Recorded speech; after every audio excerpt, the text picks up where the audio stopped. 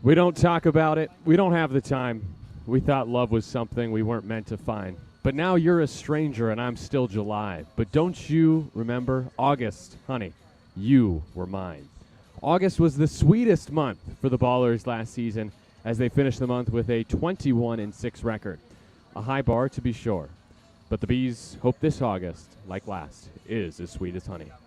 Good evening and welcome to Bryant Field in Marysville, California, as the Oakland Ballers visit the Yuba Sutter High Wheelers for the fourth game of a six-game series. I'm Nevada Cullen, soon to be joined today by my broadcast partner Ben Verhoek for the first time this season. And you're listening to Oakland Baseball on 860 AM The Answer and on YouTube. Last night in a tight contest between the Ballers and the High Wheelers, Christian Almanza gave the Ballers the lead with just one swing that tied two franchise records. His 21st homer and 71st RBI put Oakland ahead 4-3 in the seventh. And he needs just one more long ball and one more RBI to break both franchise single-season records. The Ballers held on to win 5-4, and the High Wheelers got the tying run to second base in the final frame, but Adam Bogosian got a couple of groundouts to end it, and Bogo earned his second professional save.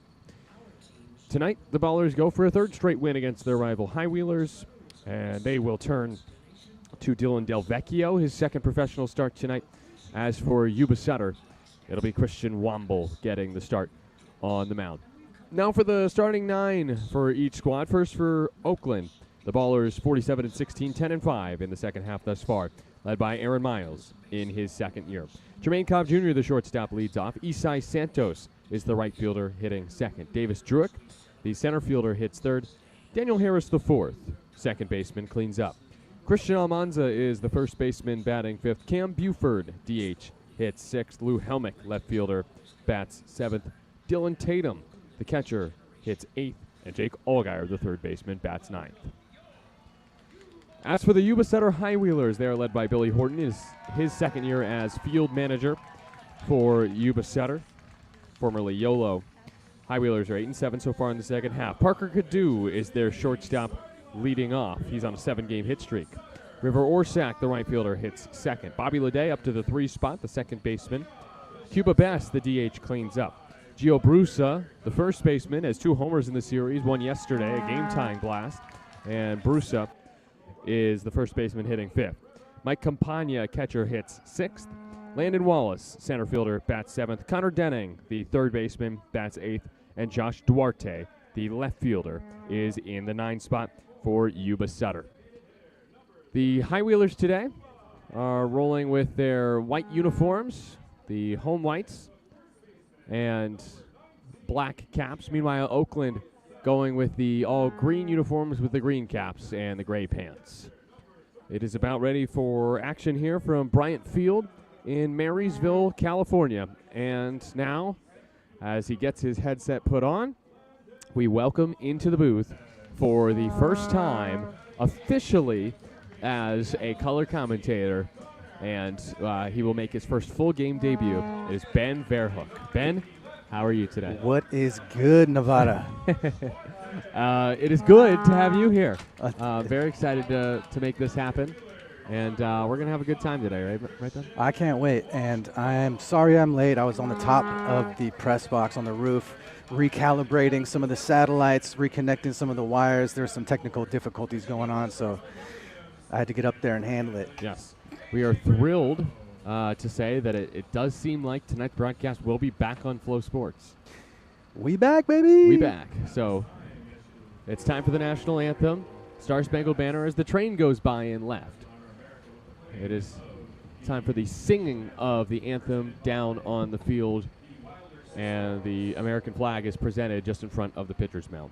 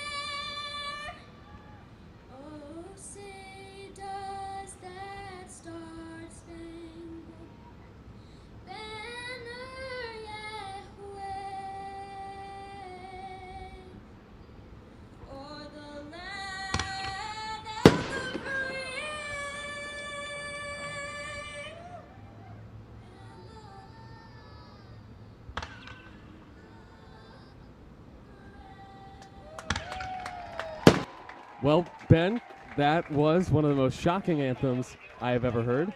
That was impressive. I was not expecting the fireworks to go off Me during either. that. I got quite scared. I was getting ready to jump under the desk. But that was still fantastic. And when that one girl took the mic on our right, belting. that was beautiful. Showing off the pipes. Love it.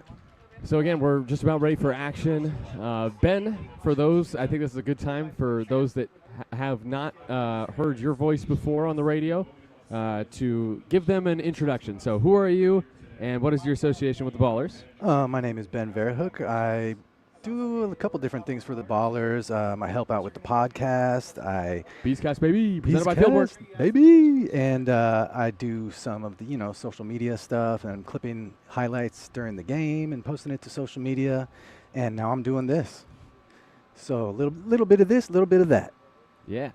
Well, Ben is a very capable color broadcaster from what I heard the other day. So not going to say the expectations are through the roof for you, Ben, but they're pretty high. Well, I did go to San Leandro Broadcasting School for 6 years. There you go. Legend of the game. You don't have to look it up on Google. Just trust me, bro. Just trust source. Trust me, bro. All right. So it looks like we're getting ready for first pitch here. So I guess it's a good time to review this series. Yuba Sutter back in game one, they win 12-8, and then Oakland bounces back with a 5-1 win in Wednesday's game two of the series. Noah Milliken was amazing in that game, and then last night, just a really good game, a 5-4 Ballers win in which Yuba Sutter came back and tied it at 3 in the sixth, and then Oakland got that Christian Almanza long ball to take the lead, and that was it. That was all they needed. They would win 5-4. Lou Helmick also had a homer in that inning, and now he's throwing his warm-up pitches, so we can talk about the starter today. For the Yuba Sutter High Wheelers, it is Christian Womble, 6.05 ERA, a team leading 6 wins. He's 6-1. This will be his 11th start of the season. 55 innings, which is second on the team. 59 hits, 24 walks, and 35 strikeouts for the 6-foot right-hander from Jackson State University, Christian Womble. Last Friday, that is, against Rocky Mountain in a 6-1 win. He had his first shutout performance of the year. He's looking to build on a 6 1/3 innings performance with just 5 hits allowed, no runs, and 5 strikeouts in that 6-1 win over Rocky Mountain. The defense behind him in the outfield from left to right, Duarte, Wallace, and Orsak. The infield from first to third, Brusa, Lede, Cadu, Denning, and then the catcher is Campagna. It is time for action here from Marysville, California on a sunny day, another hot one. Ben, you just came up from the Bay. You can feel the difference here in Marysville. I feel like I stepped in an oven, but you know, I lived in Arizona for a year, so yeah. You know this dry heat. I'm no stranger to it. You know what I mean? I welcome it. It's nice as long as it's not year round, kind of like how Arizona is. Yes. And not reaching 117 degrees. 94 today and sunny at first pitch. We are starting. This is, I think, the latest start this series.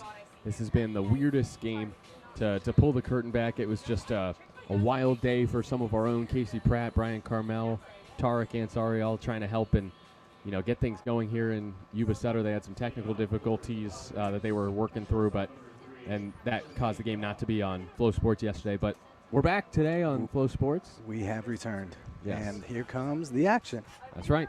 Tremaine Cobb Jr., the right-handed hitter, against Christian Womble, the right-handed pitcher. First one, broken bat to the left side, backhand by the shortstop, Cadu, and that barrel ended up around third base. It's an infield hit on the first pitch of the game from Tremaine Cobb Jr. First pitch, first swing. Next thing you know, half of that bat is helicoptering across the infield. You said it. Helicoptering is the right word. It was spinning through the air. I was fearing for Denning, the third baseman, that he would get struck by that barrel that was flying through the sky. Tremaine Cobb Jr. gets the leadoff hit here in the top of the first. If that's any indication of how this game is going to go, it's going to be wild. I can't wait. Bring it on. You said it. First one to Isai Santos is low for a ball. It is 1-0. No score in the top of the first inning here from Marysville, California. Cobb, the runner at first. Next to the lefty, Santos is called a strike on the outside corner. Just on the edge from Womble. It's 1-1. So I missed the first few games of this series. I'll fill you in. Yeah. Isai Santos has been hitting the ball well, although he did not play Tuesday or Wednesday, but he got a hit yesterday. 1-1, fouled off of himself, 1-2, and now what you might have missed from yesterday, the foul ball. He hooked it down the right field line, a high arcing blast to Isai Santos. On the field, it was called fair because Bill Shortridge, the first base umpire yesterday, did not ever see the ball. Oh. And so the umpires talked, they overturned it, and ended up ruling it a foul ball, and so Santos was robbed of a homer. Oh, my gosh. Yeah. And don't get me wrong, I think it was a foul ball, but here's the 1-2 from Womble.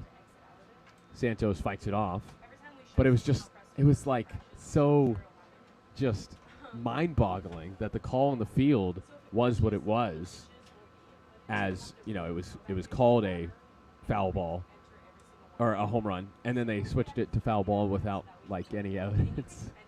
I've heard of outfielders robbing homers, but I guess this time it was an umpire. 1-2. Santos with a check swing at an outside pitch. Did he offer? No, a challenge. And this will not go in Yuba Sutter's direction.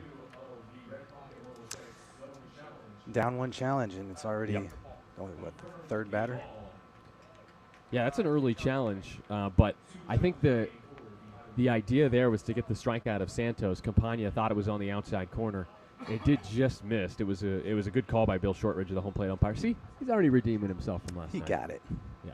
And again, what happened last night was a first base umpire turning around and just missing, not seeing the ball. It was a high arcing blast. He's human. That's going to happen. 2-2 on its way.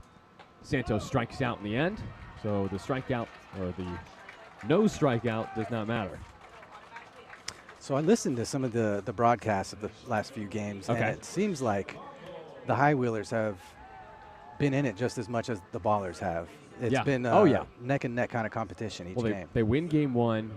Game two, they had a gem from Brett Wozniak, only gave up 2 runs over 6 innings. And yesterday, Jonah Jenkins only 3 runs over 5 innings. So they've been keeping themselves in it with great pitching. And the milkman himself's been quite a bit of a gem. Yeah. First to Davis Druick, swung on and missed, nothing in 1. 1 out, no score in the top of the first inning. Runner on first is Cobb. Yeah, what you're referring to, Ben, is 8 innings. Yeah. 8 and a third innings from Noah Milliken. Almost went the distance. Almost. So close. Only gave up 1 unearned run. Druick checks his swing. It's called a strike on the outside corner. Nothing in 2. And I believe his start before that was also around 8 innings also, right? Something like that? Yes, exactly 8. You're 100% right. Yeah. Druick, the left-handed batter against the righty Womble. 0-2 pitch. Swung on and missed. Back-to-back Ks for Womble. And there's 2 away here in the top of the first with Cobb still at first base.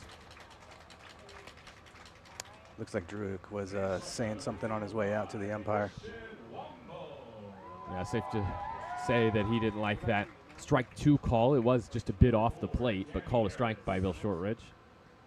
Brings up Daniel Harris the 4th with 2 outs in the top of the first inning. The ballers and high wheelers, nothing. Cobb, the runner at first base. Righty-righty battle between Womble and Harris. Check to first. Cobb slides back head first. Train is now inching its way through over in left field behind the Dollar Tree. What's the name of that lake out there? Ellis Lake. Ellis Lake. So first to Danny Harris, fouled away. You told me that some of these high wheelers have hit the ball and had a splash hit out here, correct? Yes, there had been a couple, and now they were Gio Brusa and Cuba Bass over the course of the season have landed it in the lake out in right field. Danny Harris has 2 homers in the series. Both have gone to right field. He's been hitting them oppo. 0-1 from Womble. Long pause. Plenty of time on the pitch clock. And Harris takes inside. But I believe time was called before that pitch. So no pitch. It's still 0-1. Seemed like Danny was kind of already starting to step out of the box as that pitch was coming in. Yeah. Bill Shortridge did not communicate well. That time was being called. It's quite shocking to all of us. So we alluded to it. Could Danny Harris have a righty splash hit? He will maybe into the lake. Yep, he immediately does splash it into the lake, but it's the wrong side of the lake. It's the foul lake. It's Ellis Lake's foul area, not the fair area beyond the right field wall. This was over the first base bleachers, lifted foul by Harris, and it's 0-2. So he did speak that into existence. You sure did. Nevada Stradamus. 0-2 from Womble. Harris takes high, runner goes. Cobb is hosed.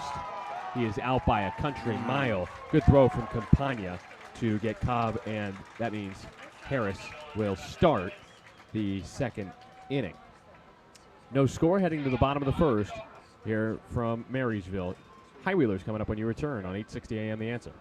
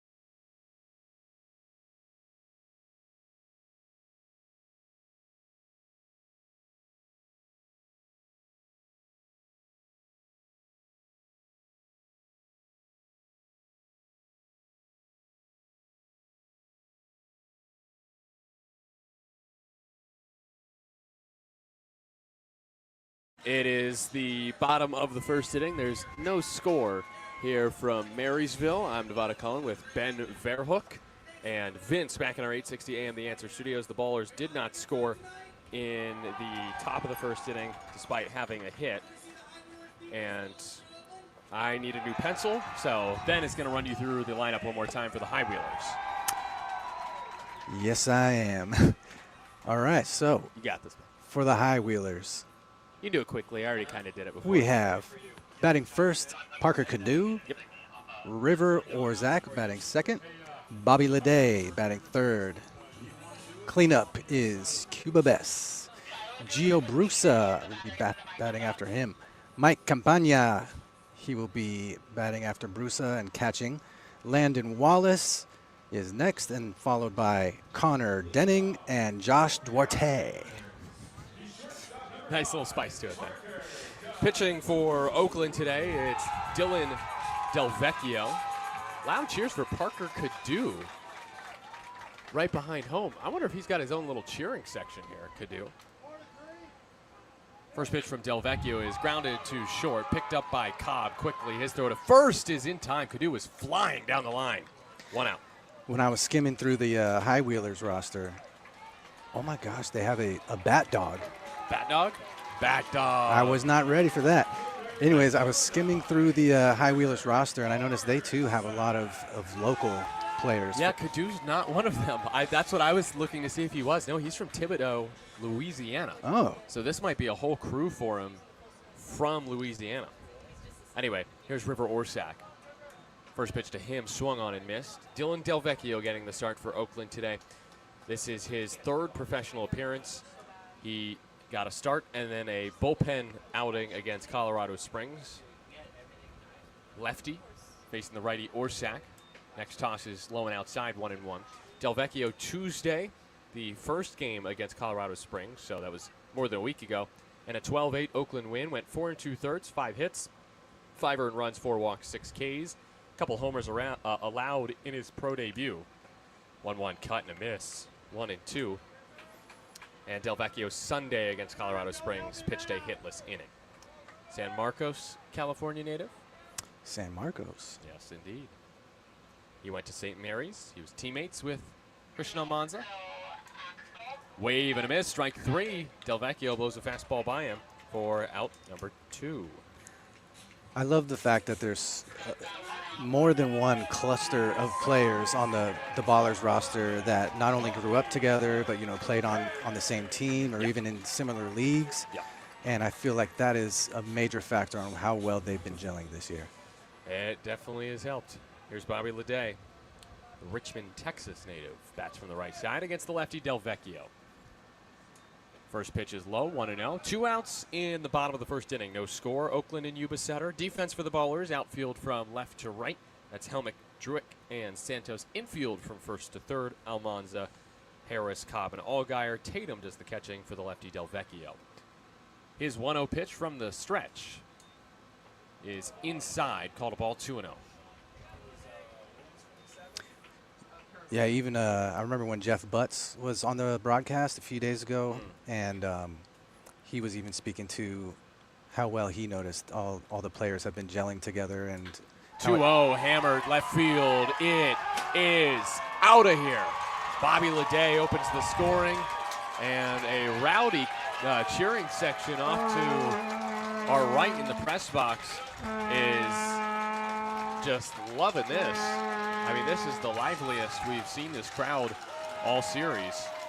And Bobby Leday opens the scoring with a solo bomb to left field. 107 off the bat, 398 feet later. Yuba Sutter leads 1-0 with 2 outs in the bottom of the first inning.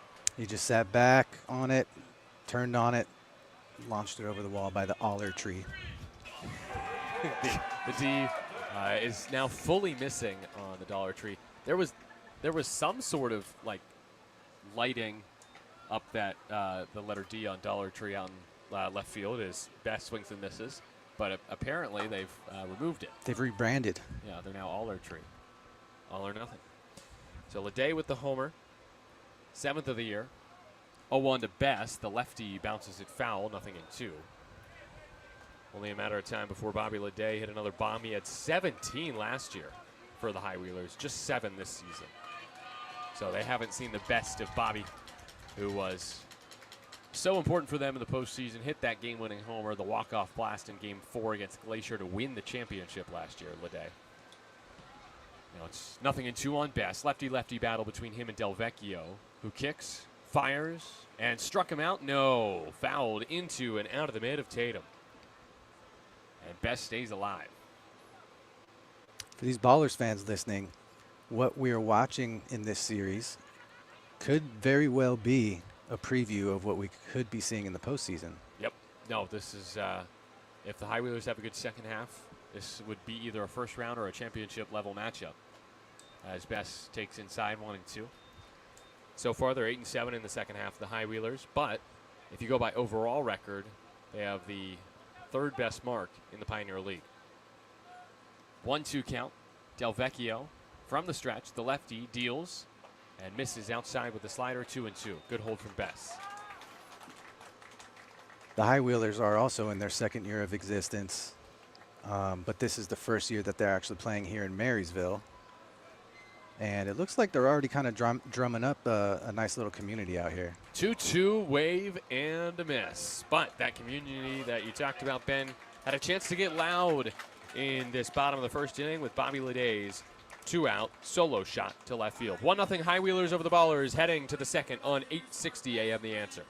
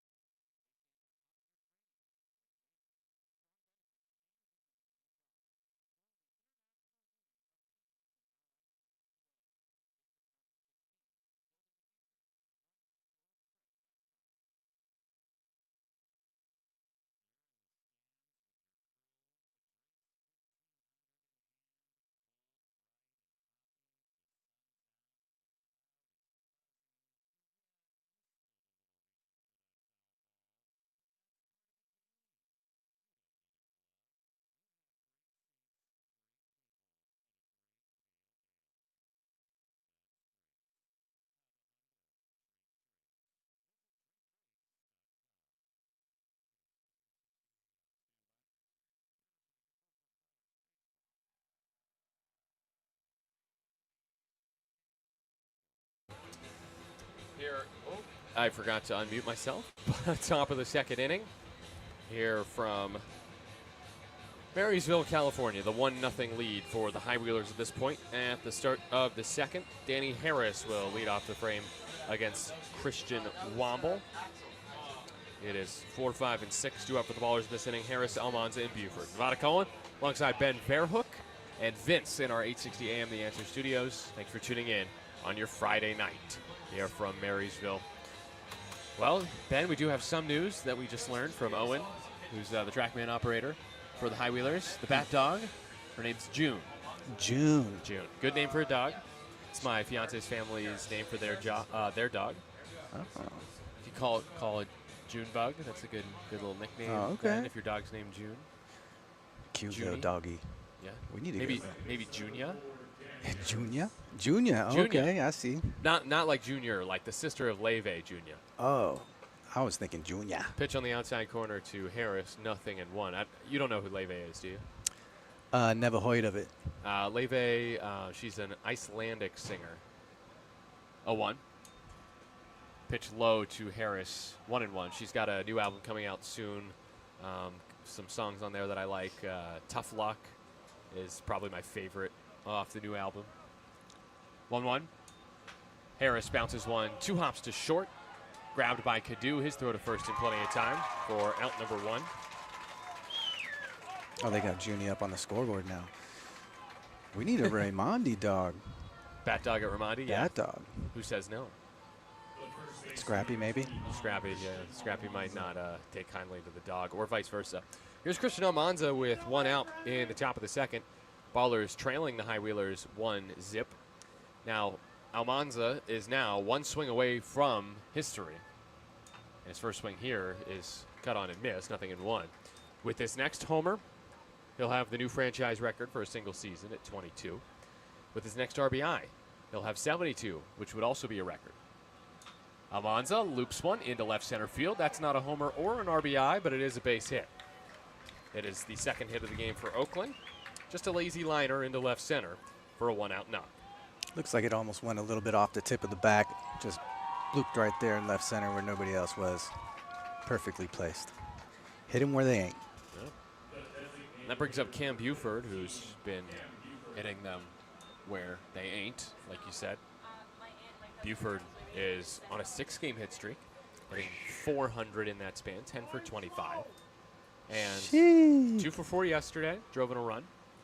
A lot of singles, though, lately for Cam. That's fine. Takes outside, ball leaks under the mitt of Campagna, and Almanza goes down to second. So runner in scoring position with 1 out for Oakland. The shade is halfway up the infield between the pitcher and the batter. That makes me wonder if that kind of throws the batters off. Oh, yeah. That's always going to make it more difficult to hit. I mean, I guess that goes for both teams, so it's even. But right. 1-0 is low, 2-0. And, I mean, apparently it didn't really matter for Bobby Leday. But, yes, those shadows when the ball is moving from the sun to the shadow, that makes it more difficult to hit. And this sun should set by the 4th inning. And so, theoretically, it'll be easier to hit then. 2-0 toss from Womble. Buford fouls it off. He got a breaking ball, and he just missed it. 2-1. Looking at his finger like there might be a little blister situation going on. Let's keep an eye on that. Are you talking about Cam, or are you talking about Womble on the mound? Womble, interesting. After that last pitch. Okay, good eyes. Shaking his hand and looking at his finger. Hopefully that's not the case.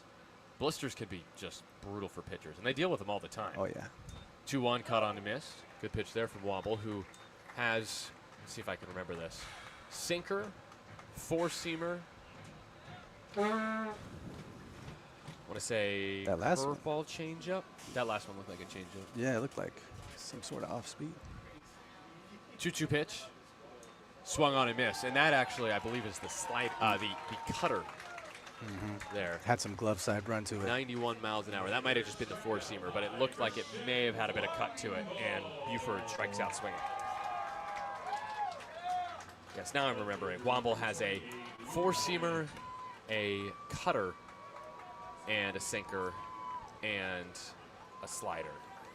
and I believe a changeup. He's got a wide pitch mix. That cut piece was moving quite a bit. Yeah. Now he faces Lou Helmick with 2 outs, 1-0 Ballers trail, top 2. Helmick first pitch swinging, ropes it through the right side, base hit. Almanza getting waved around. Orsak comes up firing. His throw not cut off, and the tag is applied late. Almanza slides in safely, and Lou Helmick ties this game with an RBI knock. I don't know about you, Ben.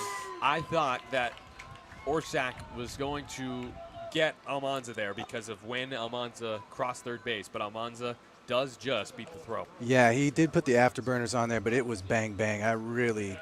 It was close. Let's just say that. Yeah.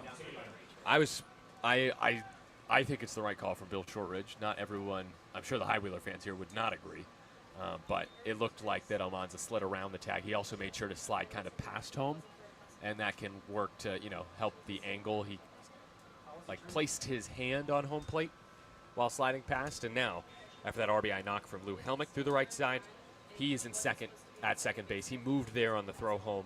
Now it's Dylan Tatum with 2 outs. First pitch outside, 1-0. Credit to the High Wheelers, right fielder Orsak for getting that in as quick as he did. Yeah, because that could have easily been an out at the plate situation. It was really close. Yeah, it was a strong throw.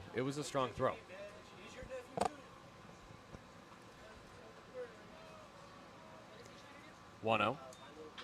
Tatum with a ground ball under the legs of Helmick and to short. Kadew's throw is in time for out number 3. Ballers tie the game on a pair of hits in the inning. They leave 1, but Lou Helmick knots the game at 1 with an RBI knock. 1-1 heading to the bottom of the second on 860 AM The Answer.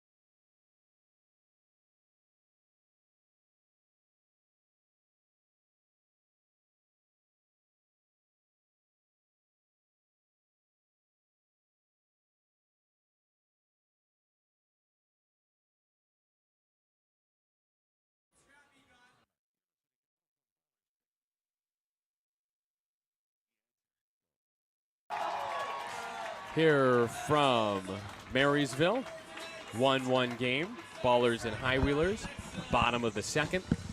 Vada Cohen with Ben Verhoek, and it is time, as it is August 1st, 2025, to go back to last August. It's time for this day in Oakland baseball history. Now, Ben, you were not with the Ballers. You're not working with the Ballers at this time, but you were paying attention to the team. Oh, yeah. And August was a really good month for the Ballers last year, 21-6. Definitely was. And it started with a 7-5 win for the Ballers over the then Northern Colorado Owls, who are, of course, now the Colorado Springs Sky Sox. And do you remember a man by the name of Drew Woodcocks, who played for a very short time with the Ballers? It doesn't ring a bell. No, it doesn't, right? But let me tell you, Drew Woodcocks had quite the coming out party for Oakland, because on this day, a year ago today, leading 2-0 in the 4th inning against the Owls, the Ballers loaded the bags with none out, and Drew Woodcocks came to the plate, who had just had his first career homer in his second pro game the day before. First pitch of the inning from Delvecchio to Gio Brusa is swung on and missed, 0-1. And on the first pitch he saw a year ago today in Oakland baseball history, Drew Woodcocks whacked a deep drive towards center, traveling more than 400 feet, resulting in his second career homer, a grand slam to make it 6-0 Oakland. Early hack and a miss on an off-speed pitch from Brusa, 0-2. Have a game, Woodcocks. Ballers, of course, would win 7-5. Zach St. Pierre got the start that day for the Ballers, and hot St. Pierre summer continued. That's what I called it, nobody else. 0-2 from Delvecchio. Brusa takes high and away. I saw some news today about another former Baller. Yes, let's wait on that. Okay. No, you're right. Let's get to it in just a second. I do want to get to it now. You're right. After I finish telling you about this game, that ball tagged to left field, and goodbye. Home run. The second tank to left field today for the High Wheelers. 388 feet to left, 102 off the bat of Brusa, as Delvecchio very early in his pro career is struggling with the home run ball. He gave up 2 in his first pro outing. That is a loud air horn. But, yeah, that's another outing now for Delvecchio where he allows 2 bombs. This one, though, just a solo bomb, but it does put Ubisetter aboard. Ahead, again, 2-1. That one got out in a hurry. That was a no-doubter. It looks like it landed in someone's salsa bowl over at the Mexican restaurant across the street. Sorry, El Torero. Here's Mike Campagna. The right-handed hitting catcher takes outside 1-0. 2-1 High Wheelers in the bottom of the second. Let's reminisce again about a better day in Ballers history, August 1st, 2024. Now, this could still be a great day in Ballers history. Only time will tell. 1-0 pitch to Campagna is stroked to short. 2 hops for Cobb, who drops to his knees to field, then fires to first to Almanza for out number 1. But I mentioned St. Pierre got the start a year ago today. Struck out a season best, 7 hitters, 5 1/3, 4 hits, got the win. And then Carson Lambert punched out 2 owls in a perfect 9th to earn his 3rd save for Oakland. I wonder how Lambo's doing now. He's doing quite well with Lexington. Yeah, he's just earned his first Lexington win the other day for the Lexington Legends of the Atlantic League. Here's Landon Wallace hitting from the right side against the lefty Delvecchio. First to him, bounces in 1-0. 2-1 lead for the High Wheelers in the bottom of the second. 1 out, bases empty for Wallace. All right, Ben, you mentioned it. There is a former baller that we do have to talk about today, and it is none other than Kelsey Whitmore.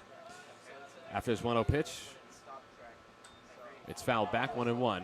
What did you see today newsworthy about Kelsey? I saw that Kelsey Whitmore has signed with none other than the Savannah Bananas. Yeah. Kelsey Whitmore, it's true. She is a Savannah Banana as of today. 1-1 is high and away, 2-1. That means she will play banana ball, which is the style of baseball that the Bananas have created, where it's all about the fans, and fans, if you make a catch, can record it out in the actual game. So it's pretty wacky, but it's pretty fun. 2-1 is outside, 3-1. They were doing the steal first base thing before the Pioneer League was doing it too. Well, they're doing the steal in first base thing before and after, and the Pioneer League never even started. Yeah, I know. I've still yet to see anyone try that out. 3-1, popped up on the infield, right side. Christian Almanza running out of room at first base, looks out of play, and it bounces off the roof of the dugout, 3-2. But, no, it's banana ball is wacky, it's fun, but also Kelsey Whitmore is now the 4th baller in history to be involved in banana ball because Oakland had, maybe it's just 3rd. Let me think through this. Brett Carson, who was a baller last year, is now a Texas tailgater in banana ball. Right. 3-2. Blasted to center field. Druick racing back. He's at the track. He makes the catch and then crashes into the fence. 2 away. He was tracking that the whole way. And he was, about halfway through center field, ran all the way back, almost ran into the wall right before he caught it. Well hit ball by Wallace, but it is out number 2 in the bottom of the second. Bases empty. 2-1 High Wheelers lead. Connor Denning is next. And, okay, so Brett Carson, that's 1. Dylan Porter was a banana baller, then became an Oakland baller. He's now, or last pitch with Idaho Falls, swinging at a foul ball into the net of Tatum by Denning. 0-1. And I think I'm forgetting somebody. I only knew of the 3 that you mentioned. It might just be that. It might be 3. You would know more than me, that's for sure. 0-1 is next. That's a strike, outside corner. I think that's one of the cool things about watching a league like this. Is, what it lacks in like star power, I guess you would say, like major leagues. You get to see on the lower levels as they're making their way to that star level power, and you'll be able to say, oh yeah, I saw so-and-so back in the day when they were on the Ballers, and now, I'm seeing them at the major league level. 0-2 is in the dirt, 1-2. And that's been exemplified by several players, including Elijah Pleasant. Sadly, found out today that he has been released by the San Francisco Giants. But Tyler Davis and Danny Kerwin, former ballers, are in the minors. Love to see it. 1-2. Breaking ball, bounce foul. And chances are there will be several players from this team this season that will play affiliated baseball, either that already have played affiliated ball before or that have yet to, like a Tremaine Cobb Jr. There's no telling how bright his future might be. Christian Almanza. Yeah. Ground ball to first, foul. And you look at Jake Allgaier at third and Danny Harris at second. Those are two guys who, Danny Harris played in the Rockies organization. Jake Allgaier played in the American Association. Lou Helmick was with the Phillies, too. Yep. Correct. That is absolutely correct. 1-2 pitch again. That's in the dirt, 2-2. Denning, the switch hitter, batting from the right side against the lefty Del Vecchio. Earlier in the season, I was thinking, who's going to get picked up first out of the roster here? Yeah. And I thought for sure it's going to be Druick, and then Tatum had that crazy week or so that he had. I mean, there's so many players on our squad this season that it can be and should be. Yeah. But only time will tell. That's right. 2-1 Ballers trail, bottom of the second. 2 out, spaces empty. 2-2 from Del Vecchio. Is belted to center field, but in comes Druick, and he makes the belt high catch for out number 3. Gio Brusa gives Yuba Sutter the lead. His third homer of the series puts the High Wheelers up 2-1. We go to the third. 2-1 High Wheelers over the Ballers on 8:60 a.m. The Answer.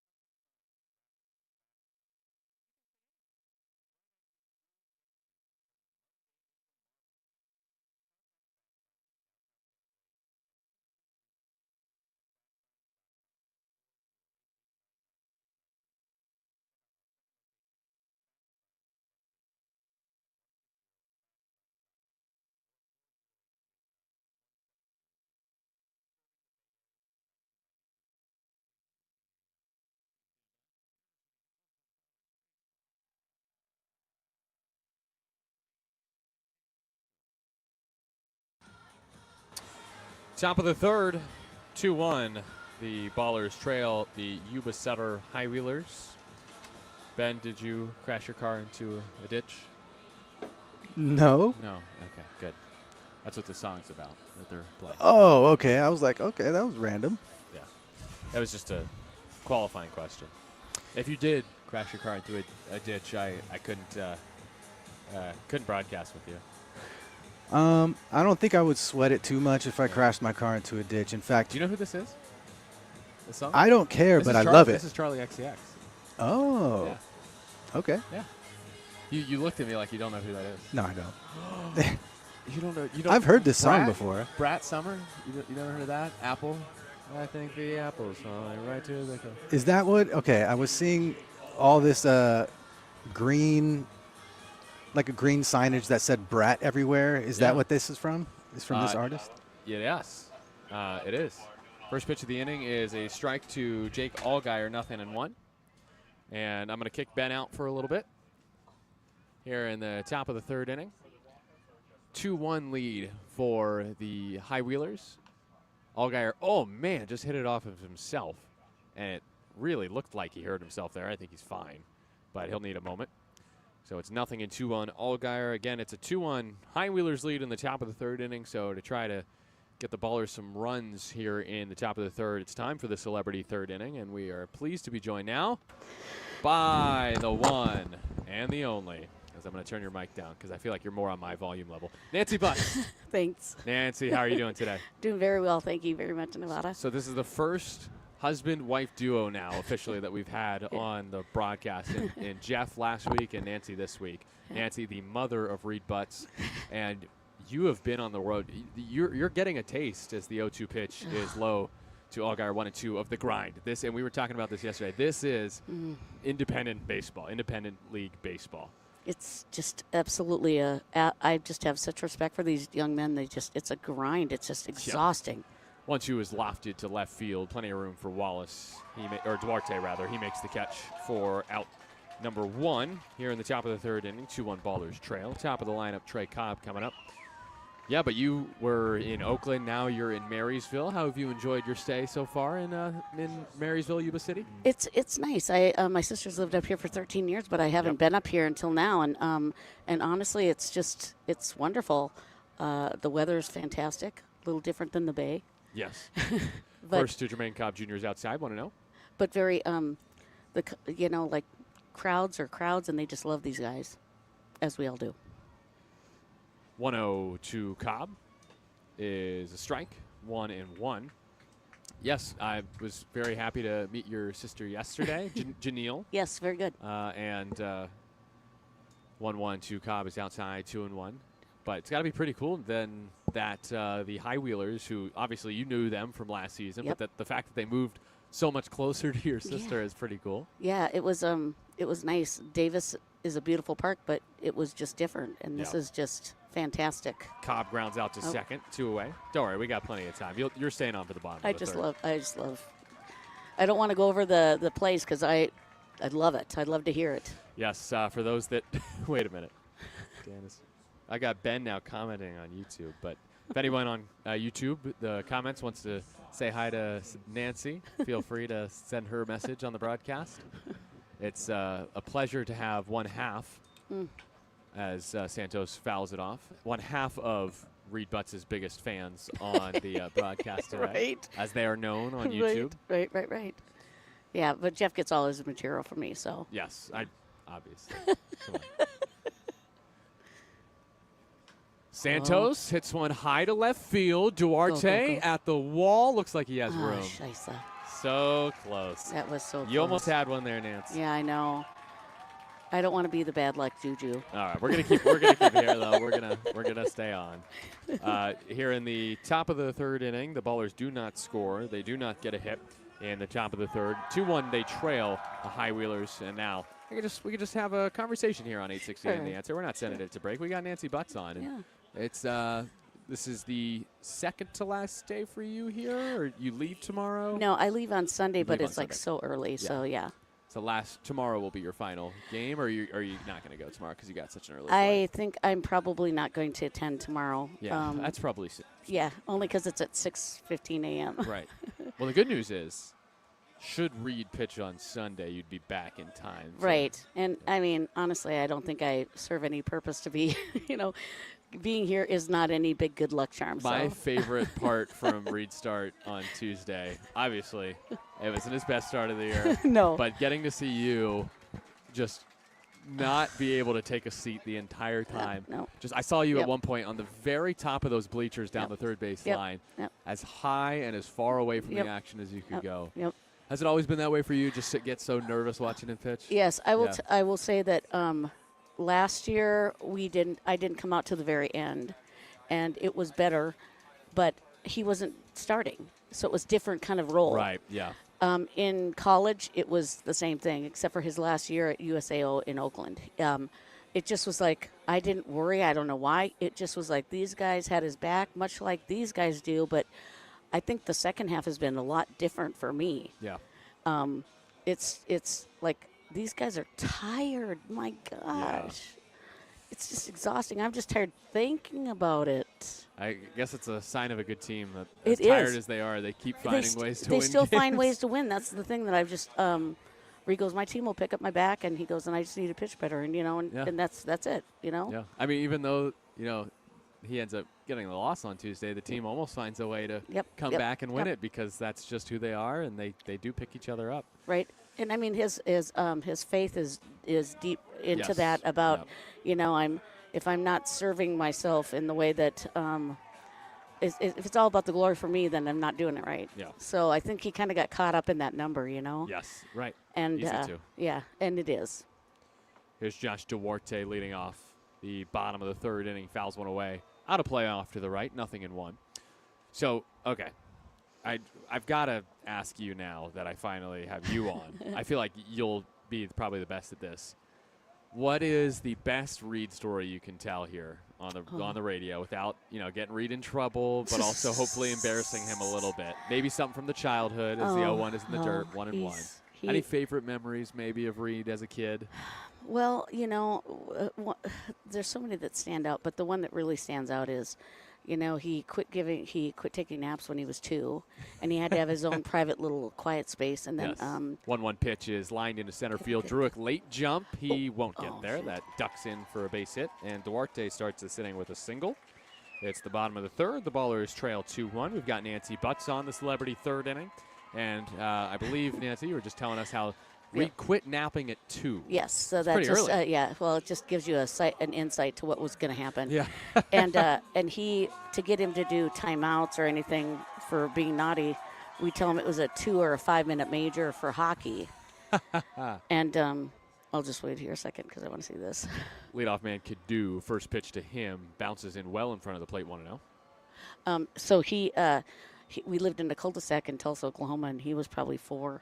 And he was pretending he was, playing hockey, and he was fighting with himself because he's pretending to do fights, and he bloodied his own lip. No.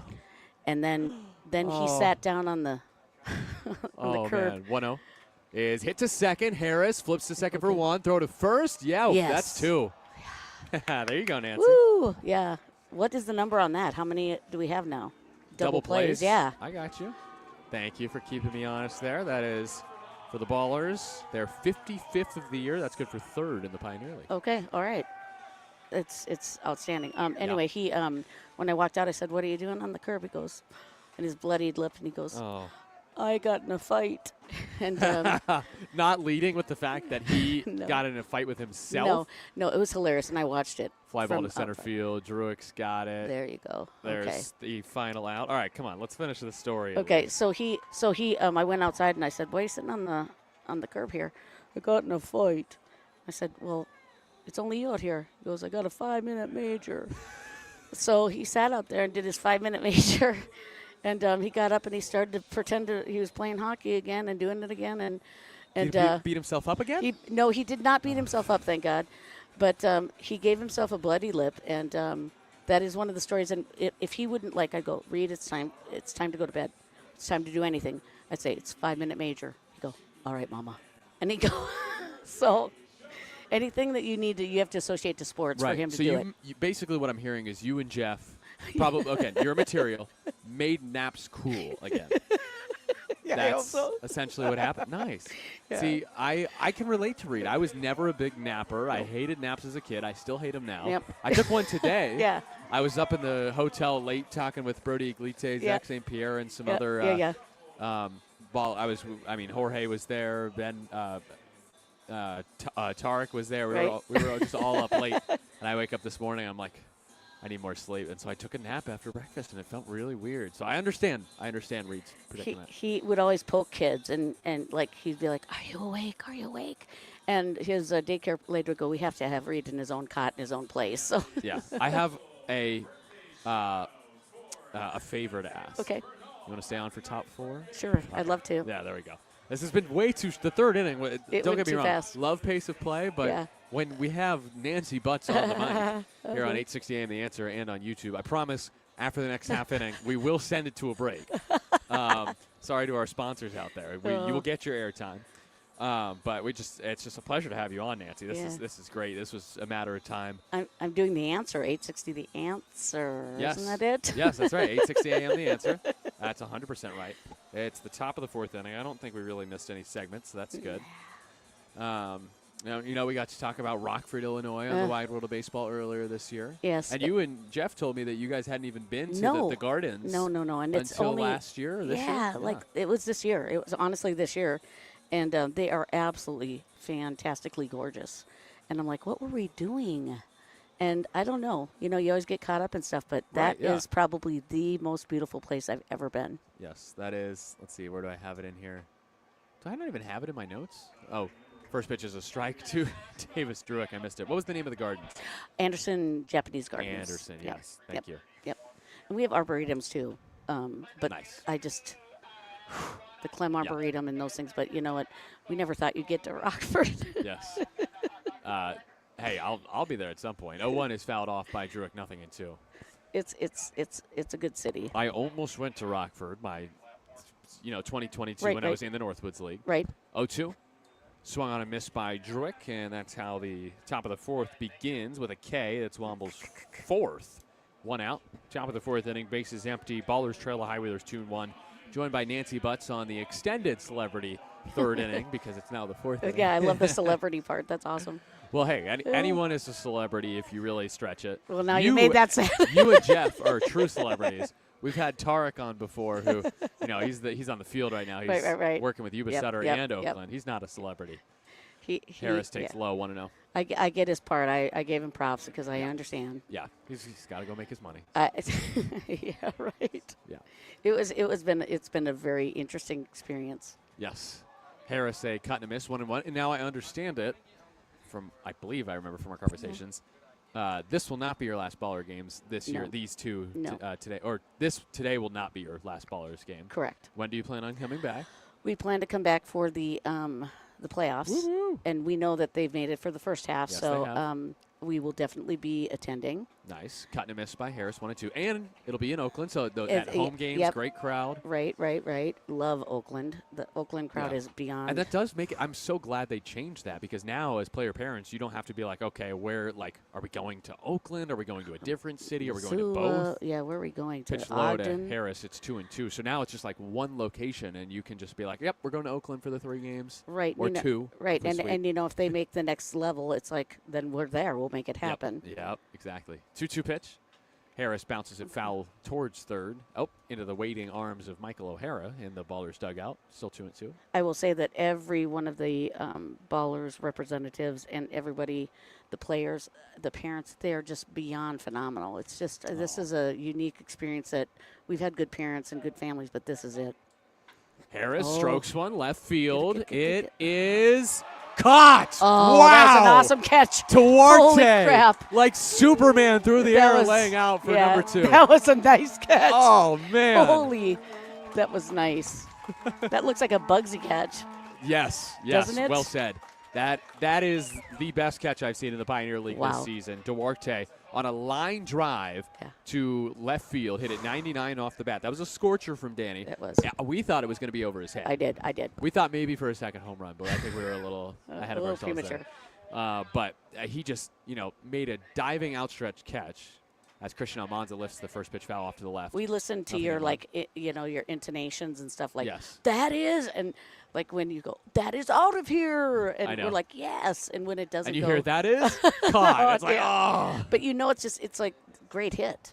Almanza to left field again, out of play, nothing in 2. But yeah, Duarte there. Like when I Yeah. see an outfielder dive backwards Yeah, like that, it's just. you just know that's an athlete right there. I mean, and to slide and to catch it and to keep it in your mid is just Yeah, it's man, amazing. Yeah, Amazing. yeah, it is.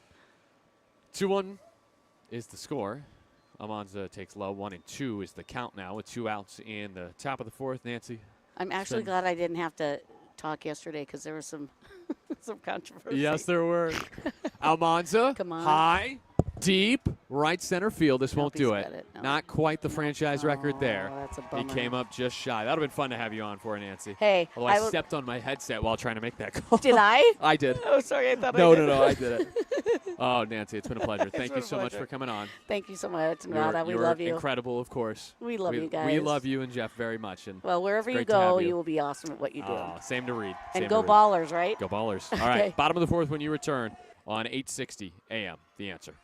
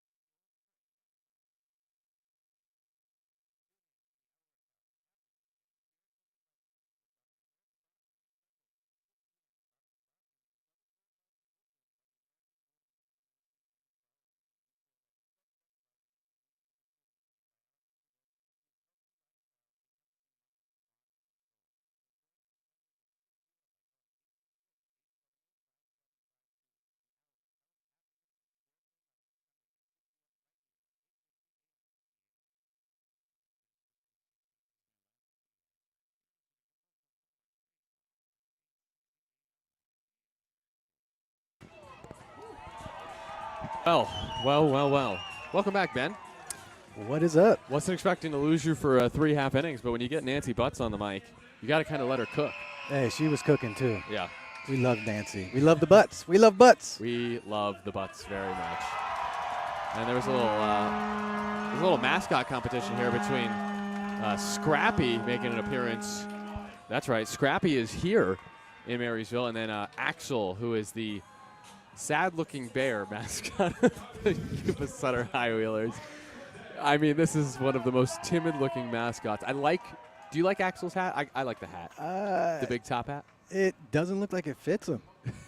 Cut and a miss It's a little by small. Leday. Nothing in one. Oh, man. Okay. All right. Bobby Leday homered his first time up to give Yuba Sutter the initial lead in this game. 0-1. Leday taps it foul, nothing in 2. It's a 2-1 High Wheeler lead in the bottom of the third inning. Nope, bottom of the fourth inning. Man, we sped through the third inning. That celebrity third inning, man, it goes by quick when you're having fun. You got people like Nancy on. Yep. Dylan Delvecchio is the lefty starter for Oakland today. He has allowed 3 hits, 2 of them, unfortunately, homers. And, of course, we got a lot of Ballers family listening and on the YouTube. And if you guys ever come out to Ballers games, just let us know, and you could come holler at us in That's the booth, right. too. 0-2 pitch, cut on and missed, and Delvecchio gets his third K. Leday strikes out to start the inning. 1 out, bases empty, bottom of the fourth. Seems like Delvecchio's starting to find it a little bit. Yeah, no, he's been good today. It's just 2 really mistake pitches that have been the difference. Mm-hmm. His first to Cuba Bess is lined 1 hop into the mitt of the first baseman Almanza. He steps on the bag himself for out number 2. But it's just for Delvecchio, you got to stay out of the middle of the plate to Leday and Brusa. And unfortunately for him, he could not, and that resulted in 2 solo bombs. At the end of the day, 2 runs through 3 2/3 innings. That'll play in this league. Yeah.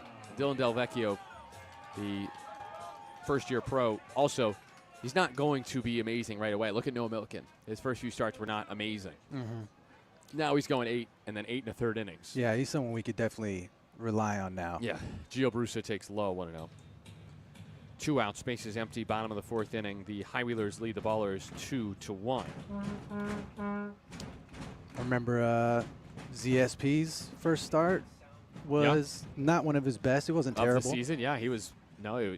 He was bad. And now he's just shoving. Line drive, left field line foul.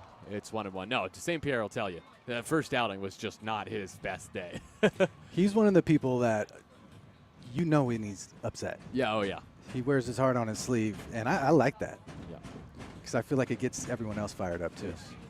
We have decided with some conversation that the fans sitting close to us in the bleachers, the chairback seats off to the right of the press box, are a church group.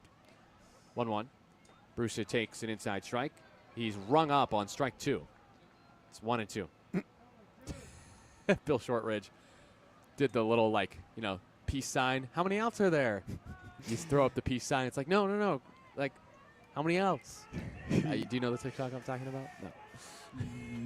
Yeah, sure. 1-2 lined into center field right at Davis Druick.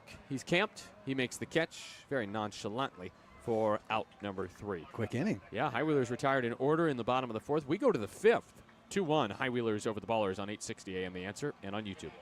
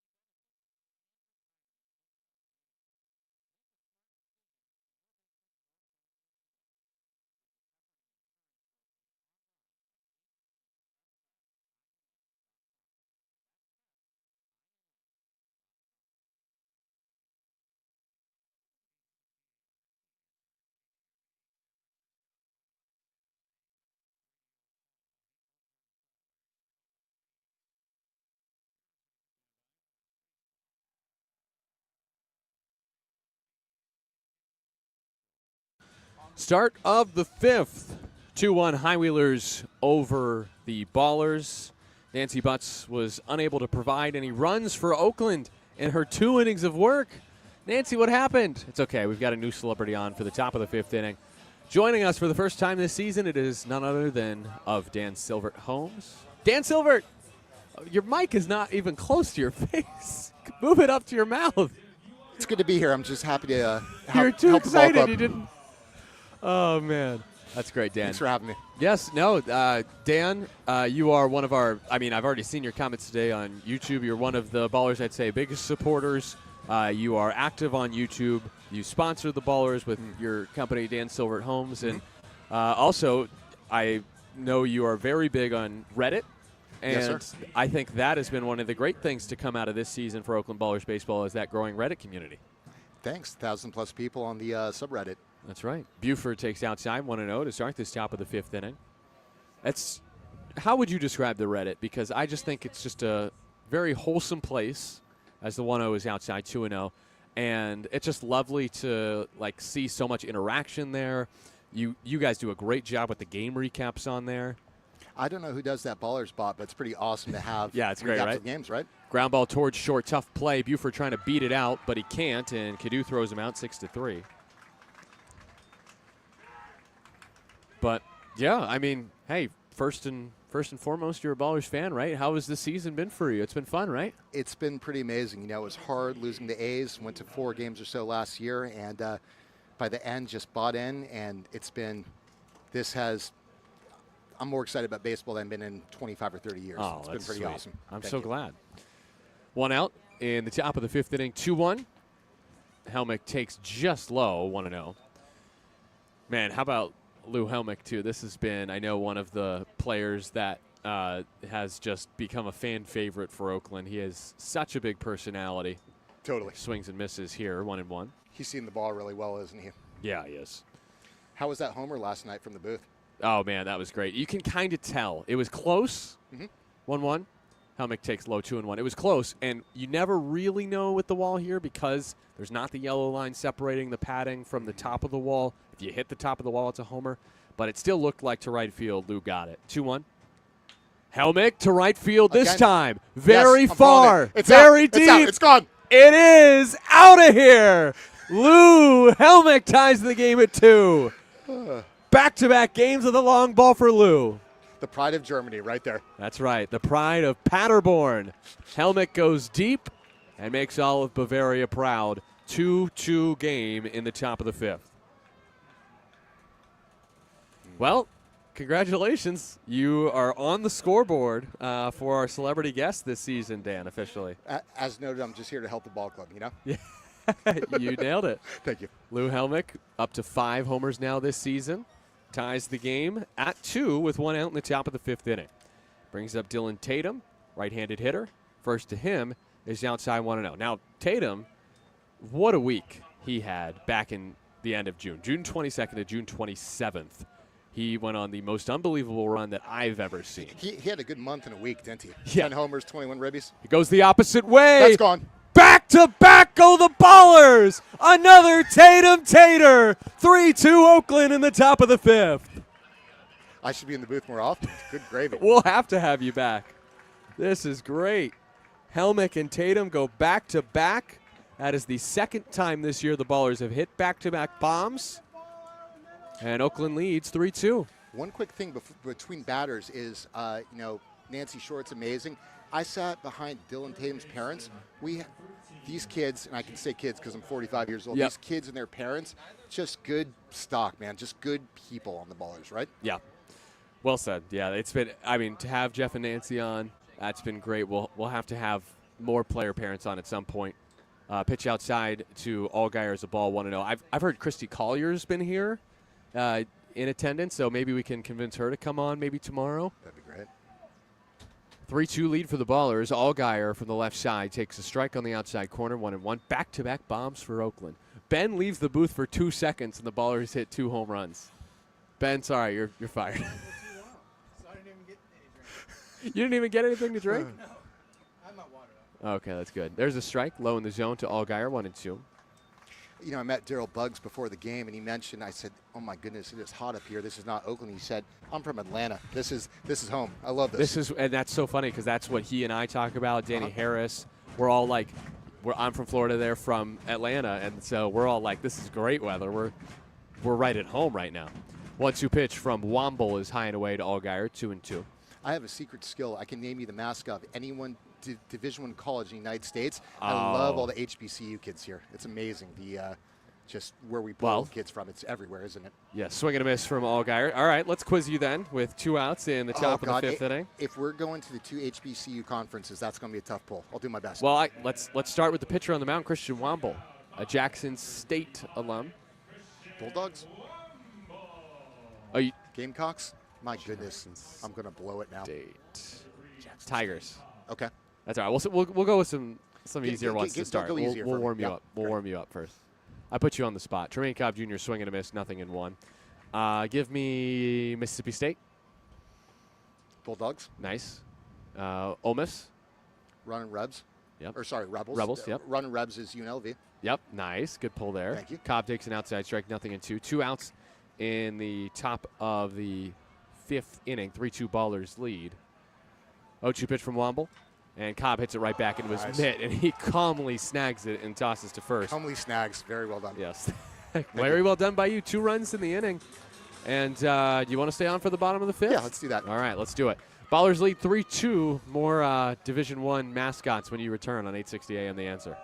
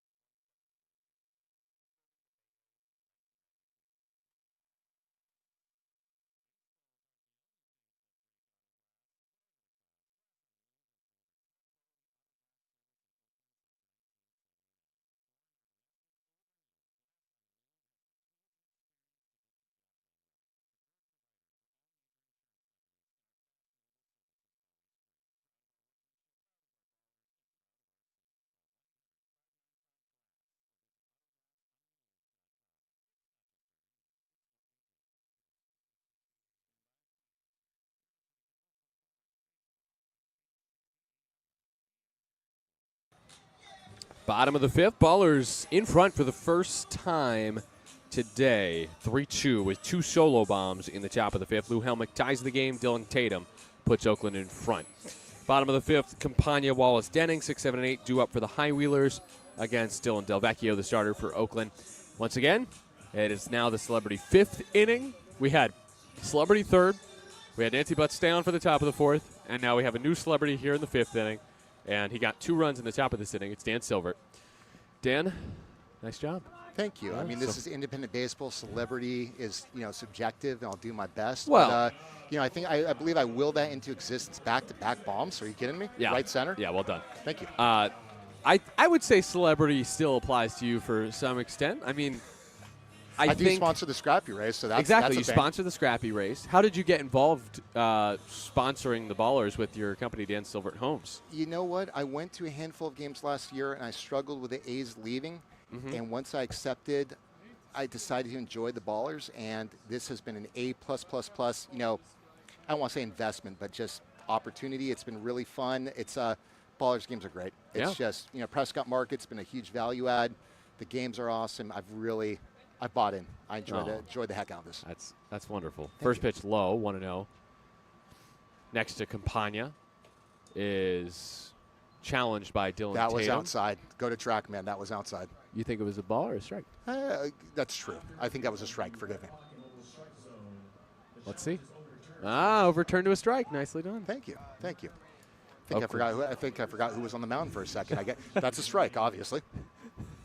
You were saying that that'll go against us. Little did you know it was. I officiate high school lacrosse. I've done baseball, hockey, so I just try to be objective. But we're on the bump right now. That was a strike. Let's go. Yeah. 1-1 count. Pitch from Delvecchio is tapped right back to him. Handled by Delvecchio. He runs to first, then flips it with the underhand for the first out of the inning. Bottom of the fifth, nobody on, and 3-2 Oakland leads. How did you get into officiating lacrosse? You know, I started calling baseball games in high school. Okay. In college, I did hockey up to very, very, very, very low minor leagues, and I played I played college lacrosse. Oh, you did? And yeah, and I just decided to. I coached a little bit. I wasn't a great player. I wasn't a great coach. But I'm a good official, so Yeah. I struggle when people aren't tagged. Go ahead. First pitch hacked to center field. Druick looks up. It is gone. Way gone. That is an absolute tank. 433-foot tater from Landon Wallace.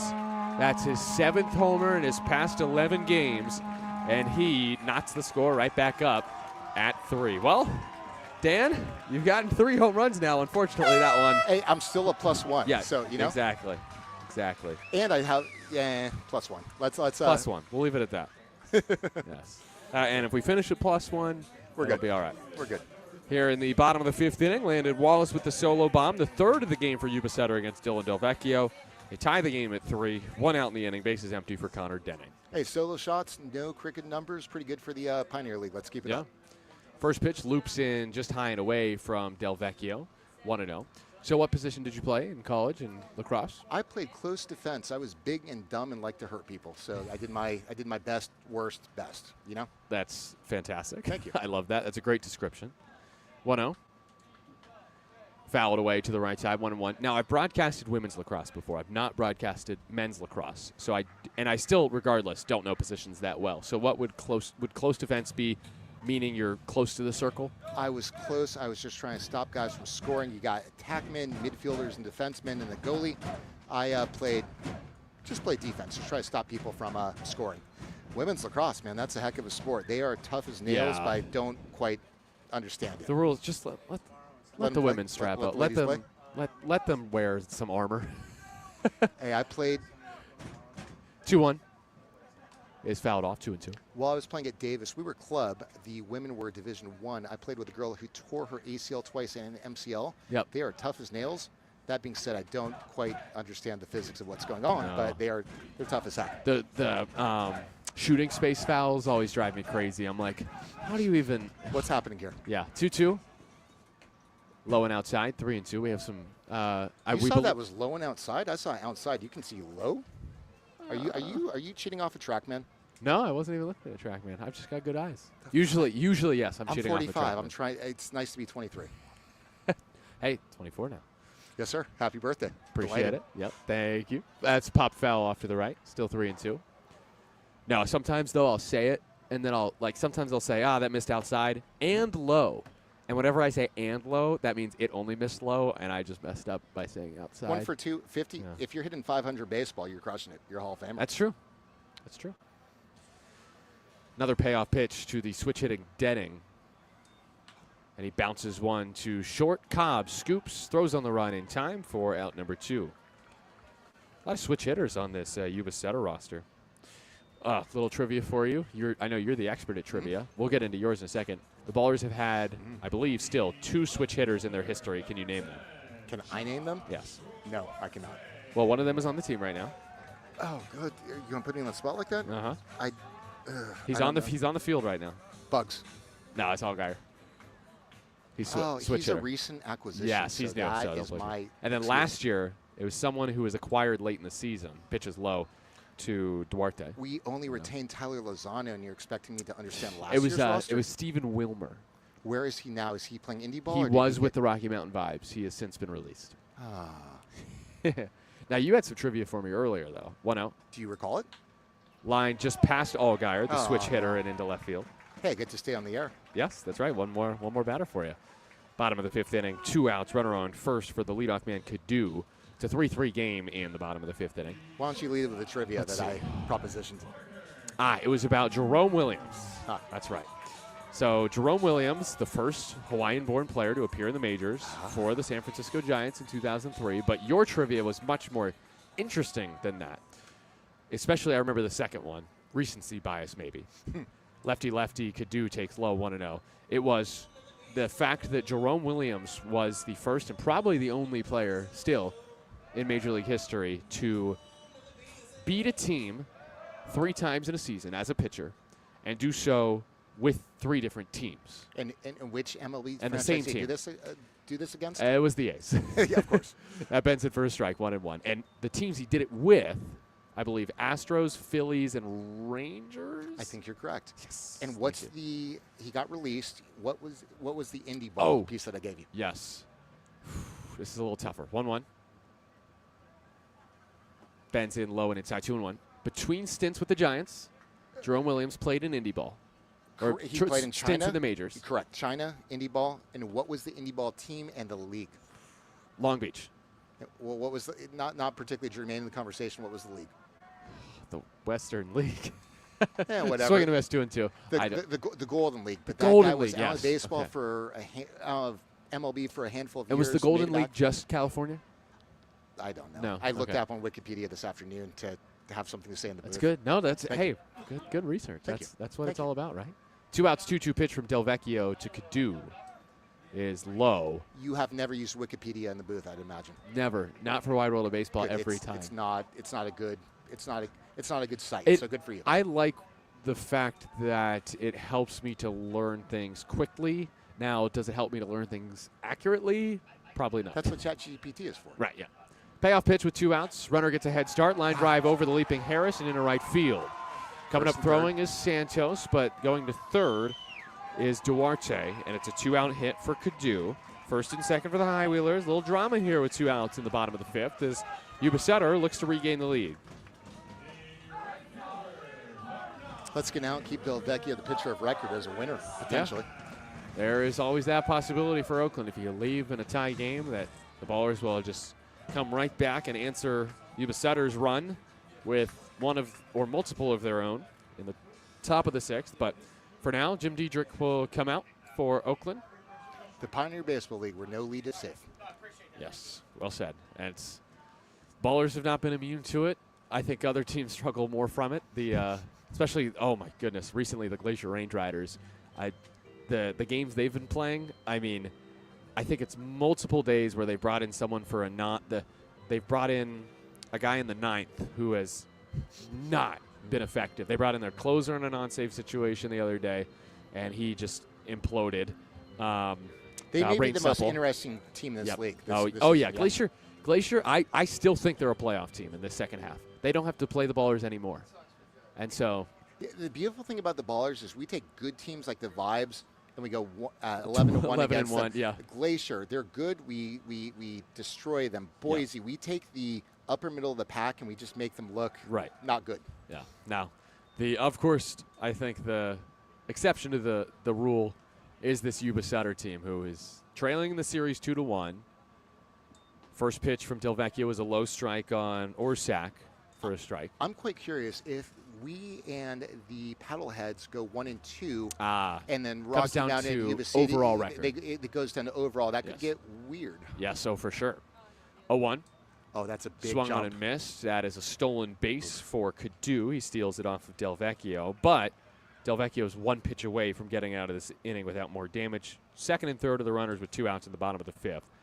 I know game. people in the stream have called you on being a jinxer, but as a contrarian, we're also one light knock away from a 2 RBI That's base true. hit. So let's strike 3 here. Orsak is 0 for 2 today. Delvecchio, the lefty, from the stretch, fires home, and it's fouled back, 0-2. Now, to your point, as of now, Yuba Sutter in the overall record is 3rd in the league. Right behind them is Boise still. Wow. So Boise's still very much in the race for a playoff spot and in one of the pole positions. Are the Chuckers still, are they scuffling around the They're markets? doing okay, yeah. Another 0-2 to Orsak. Swung on, fouled away. Yeah, it's just, it seems like in the second half, the Vibes are really the only team putting it together so far. It's like, all right, they're Yep. I got to give Nevada putting it credit. together. Having an encyclopedic knowledge is much easier when you're in front of your computer than when you're at a ballpark. Well said. Thank you. 0-2. Inside and low, 1-2. No, it's Rocky Mountain, Oakland, and Missoula are all 10-5 so far in the second half.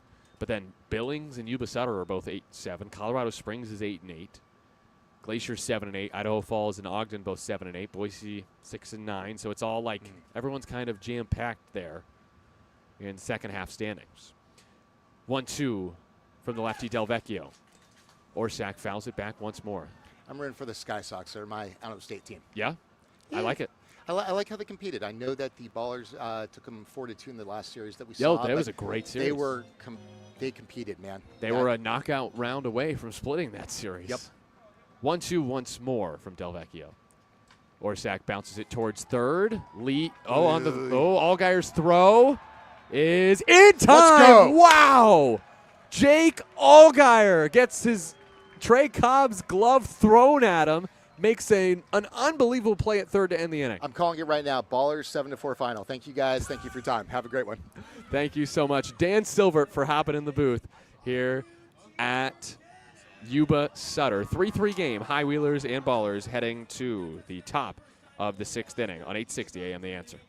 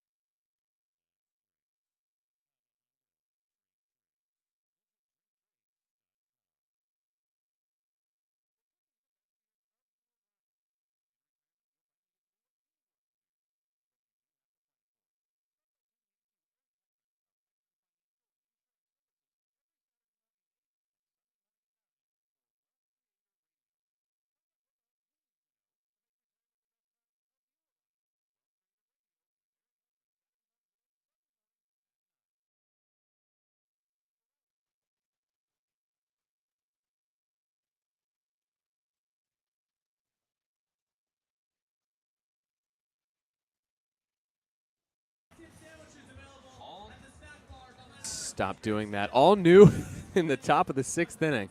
3-3 Ballers and High Wheelers here on 860 AM The Answer. I'm Nevada Cullen, finally rejoined again by Ben Verhoek, this time for good. Did I miss anything? Yes, you missed 3 home runs. Ballers got 2 in the top of the fifth to take the lead. Helmick and Tatum go back-to-back. Second time the Ballers have gone back-to-back this season. And Landon Wallace ties the game with a solo shot in the bottom of the fifth inning. There have been 6 runs scored in this game, Ben. How many of them have been scored by homers? 5. Woo. Yeah, it's been a long ball type of day. It has been flying out of the yard today. It does fly out of here. And that home run by, was it Wallace? Wallace to center, 433 feet. Oh, my goodness. Oh, yeah. If that was out in right field, that'd be in the Tank. lake, Lake Ellis. Yes. That's right. Here's Eastside Santos hitting against Christian Womble, the right-handed starter. Santos a left-handed batter. First pitch was a ball. Second is jacked to right field. This is fair. This is gone. Santos leaves no doubt this time. It's the 6th solo bomb of the game. Pummeled that ball. And Oakland leads 4-3. Santos, who hit a foul ball yesterday that was originally called a home run, this time straightens it out and finally does get his 5th bomb of the season. Santos got a pitch, a fastball at 89, right down the middle, and did not miss. Good thing they have that netting up there. That wall is what, like 15 or something feet? It was about, At least 20 maybe. There's about another 5 feet where that ball went. Davis Druick takes a strike, 0-1. See, you're not bad luck anymore, Ben. You got a Baller's homer to your name. Completely redeemed myself. You were never bad luck. Druick fouls it off to the left, 0-2. There was a request in the YouTube that I stay off for the rest of the broadcast because of the Ballers all the immediately hit home runs, back-to-back yeah. homers. Well, hey, now you can definitely stay on. I was going to say, if there's enough cord on this headset, I'll do it from the concessions if it's for superstition's I sake. feel like that's the preferred place to broadcast. If I could, I would broadcast from the concession stand. 0-2. Druick fights it off. Druick is, I don't know if you have seen this, Ben. He's been struggling. Yeah. It's 1 hit in his last 7 games. He's 1 for his last 25 with 15 strikeouts. Yeah, we're not seeing the same Druick that we've seen in the beginning of the year. He takes 0-2 low, 1-2. But everyone goes through slumps, and you just hope that a player like Druitt can go through it now and then by the end of the season be at his best as he strikes out for a third time tonight. I think the reality is you're going to slump as a professional. He's a first-year pro. He had such a hot start to his career. He's going to get it. There will be light at the end of the tunnel for Davis Druitt. Yeah, and once he captures that light, then it's going to be old Druitt all over again. We just got to get there, and he'll find it. He'll find it. Sixth strikeout for Womble right there. Top of the sixth, one out. Danny Harris, first pitch hack misses. 0-1. One out in the inning. Top of the sixth, the Ballers lead 4-3 after Isai Santos go-ahead bomb. Womble has really been working that cutter. Next to Harris is poked out to right field, shallow. Orsak was playing near the wall and makes the catch for out number 2. And with how Danny's been hitting the ball in this series, that makes sense that he was playing so deep. Yeah, like I was saying, Womble has been using that cutter quite a bit. He's been throwing it inside and then outside, keeping him off balance. When he's throwing it inside, it starts like it's going to hit him and then pops into the strike zone, and it's hard to pick up. Now Christian Almanza, a swing away from a franchise record. Takes inside, nearly gets hit 1-0. Next home run, next RBI will result in a new Baller's single season record with 22 and 72. Takes off the plate 2-0. Yesterday, he tied that record with a solo blast. That was a go-ahead solo shot in the 7th inning. Today in the 6th, it's Isai Santos to put the Ballers ahead, 4-3. Yesterday, it was Christian. Almanza taps it slowly to first, foul, 2-1. Do you think these guys keep track of these little kind of nuanced stats? Not nearly as much as I do. Yeah. Not nearly as much as we do. I would think that it would kind of add pressure to each at-bat, knowing that there's something looming like that. Yeah. 2-1 pitch. Low and inside, 3-1. And I think it can really get in a hitter's head. Almanza, no doubt, knows what's on the line if he hits a home run here. So there is some amount of pressure. 3-1 pitch. Almanza hits it off to the left, 3-2. Because you're going to press a little bit probably. Almanza, to his credit today, is 1 for 2. But there's no doubt the pressure is there. Payoff pitch. Almanza taps it, 2 hops to first. Down the line, picked up by Brusa. He taps the square himself for out number 3. Oakland takes the lead right back. Isai Santos with a solo bomb. The only hit of the inning. We go to the bottom of the 6th. Oakland 4 and Yuba Setter 3 on 860 AM The Answer.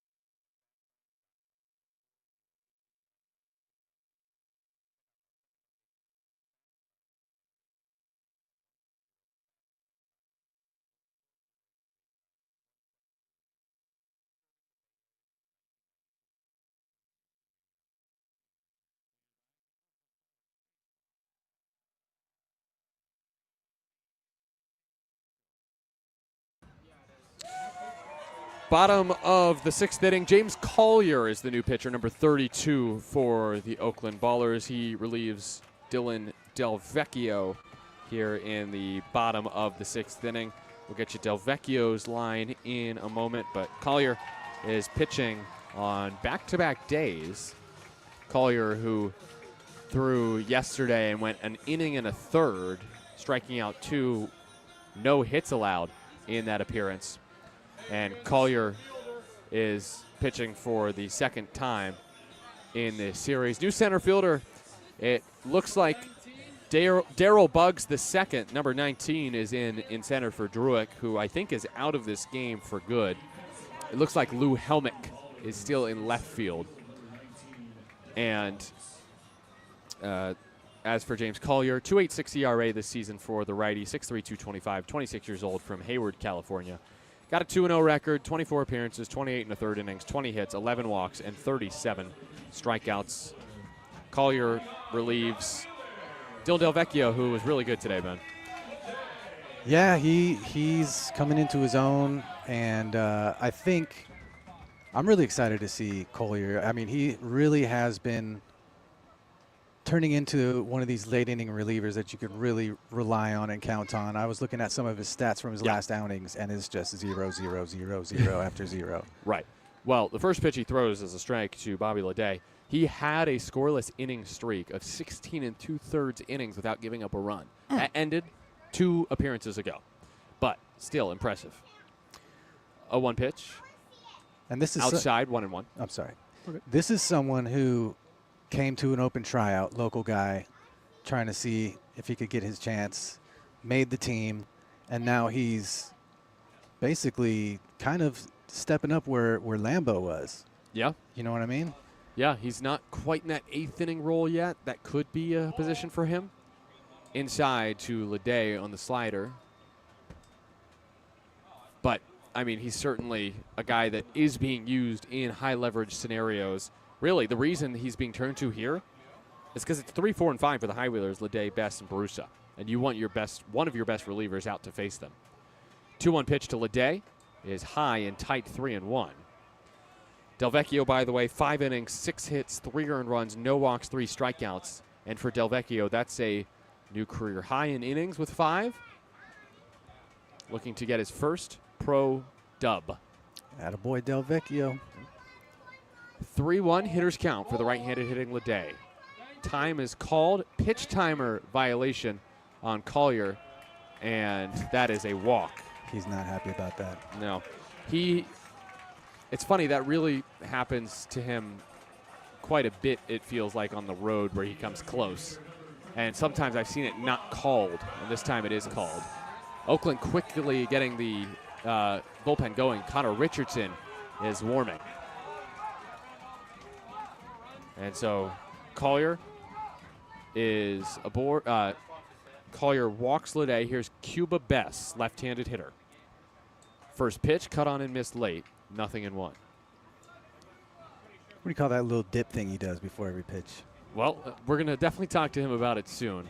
It is just his routine, essentially. That's how he settles in. Little half squat. Yep. 0-1, slowly hit towards second. Harris looks towards second, knows his only play is to first, and he throws it there for out number 1. Leday goes to second. Yes, it almost is like a pistol squat from Collier. And the important thing to picture it is he sinks. I like to say he sinks, he rises, then he settles, because he shrinks down, then stands tall before coming set.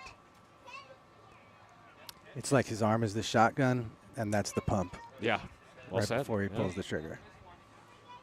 First pitch to Gio Brusa is a ball just off the plate. A little bit high, maybe, 1-0. Didn't miss by much. No. Leday, the runner at second. 1 out in the bottom of the 6th. Oakland leads Yuba Sutter 4-3. Leday is the runner at second. Brusa already has a homer today. 1-0 count. Collier comes home and misses low. Tatum doesn't see it. It's past him. And staying at third base is Leday on the wild pitch. He goes from second to third. Tatum tried to scoop that one. It was a fastball in the dirt. Not a good pitch from Collier.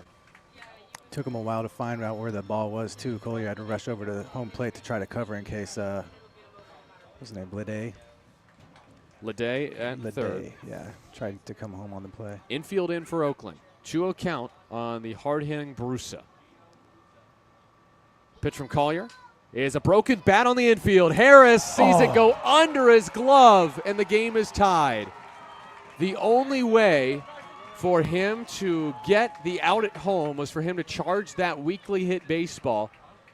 And because he was charging, he just whiffed. And it'll, I think, go down as an error on Danny. He was in good position for that to be perfectly played at the plate. He just delayed it. It felt like he took his head off of it. Looked home before he got the ball. We're tied at 4. Danny has had a few errors in this series now. So runner at first is Brusa. Tie game 4-4 in the 6th. Bottom of the 6th, Mike Campagna, right-handed hitter. Wave and a miss. Good breaking ball there from Collier. 0-1. Runner at first is Brusa. Campagna is 0 for 2 today. 3 for 8 in the series, the right-handed batter. Pitch from Collier is bounced toward third, foul. Just early, Campagna. It's 0-2. It's a tough inning for Oakland. Leadoff walks definitely hurt, and you got to give Bobby Leday credit working that walk against Collier. He ends up scoring on Bruce's broken back grounder to second. Would have been a bang-bang play at the plate. 0-2 fouled back. So you've been with this team pretty much every step of the way this season, and you've seen a majority of the opposition we've been facing. Would you say that this High Wheelers team is kind of the most closely matched as far as skill level goes? I'd say it's the Missoula Paddleheads. Okay. That's the closest, and they've proved that. Behind that, I think yes. Behind that, I think Yuba Sutter. I would say like 0-2 pitch from Collier. Flown out to deep right field. Santos at the wall, reaching for the wall. Can't make the catch. It's off the padding. This ball's in play. Santos racing towards home, picks up the ball, and Brusa has to stop at third. A Mike Campagna opposite field double puts 2 in scoring position for Yuba Sutter with 1 out in the bottom of the 6th. Yeah, it is just back and forth. Seems like all series long between these two teams. Yep. Yeah, this High Wheeler team is no joke. This is a team that, look, they're going to battle in this series. They're going to battle next week. They need wins if they want to make the playoffs. They're not in the same situation as Oakland. They don't need it as badly. Yeah, that's why snatching that playoff spot in the first half was so clutch. Yeah, it was important. Campagna is going to be removed here. He's going to be lifted at second base. They're going to put a pinch runner on at second for the Yuba Sutter catcher. And they're pointing to the bullpen for Cole Calnan, who, I mean, I wouldn't be surprised if he pitches in this game at some point. But for now, I guess, I don't know if he can if he's pinch running. He's going to snag Campagna's helmet. Nope, he's going to get a different one from the dugout lob to him. So Campagna doubles. He is lifted for Cole Calnan, who is a two-way player. That's why he came from the bullpen. Oh, interesting. So Gio Bruce is being removed. Campagna stays at second. The guy that just came in is a two-way player? Yes. He pitches, he hits, and he runs. Runner at third and second. Infield in, 1 out. Tie game 4-4 in the 6th. Landon Wallace takes outside for a ball, 1-0.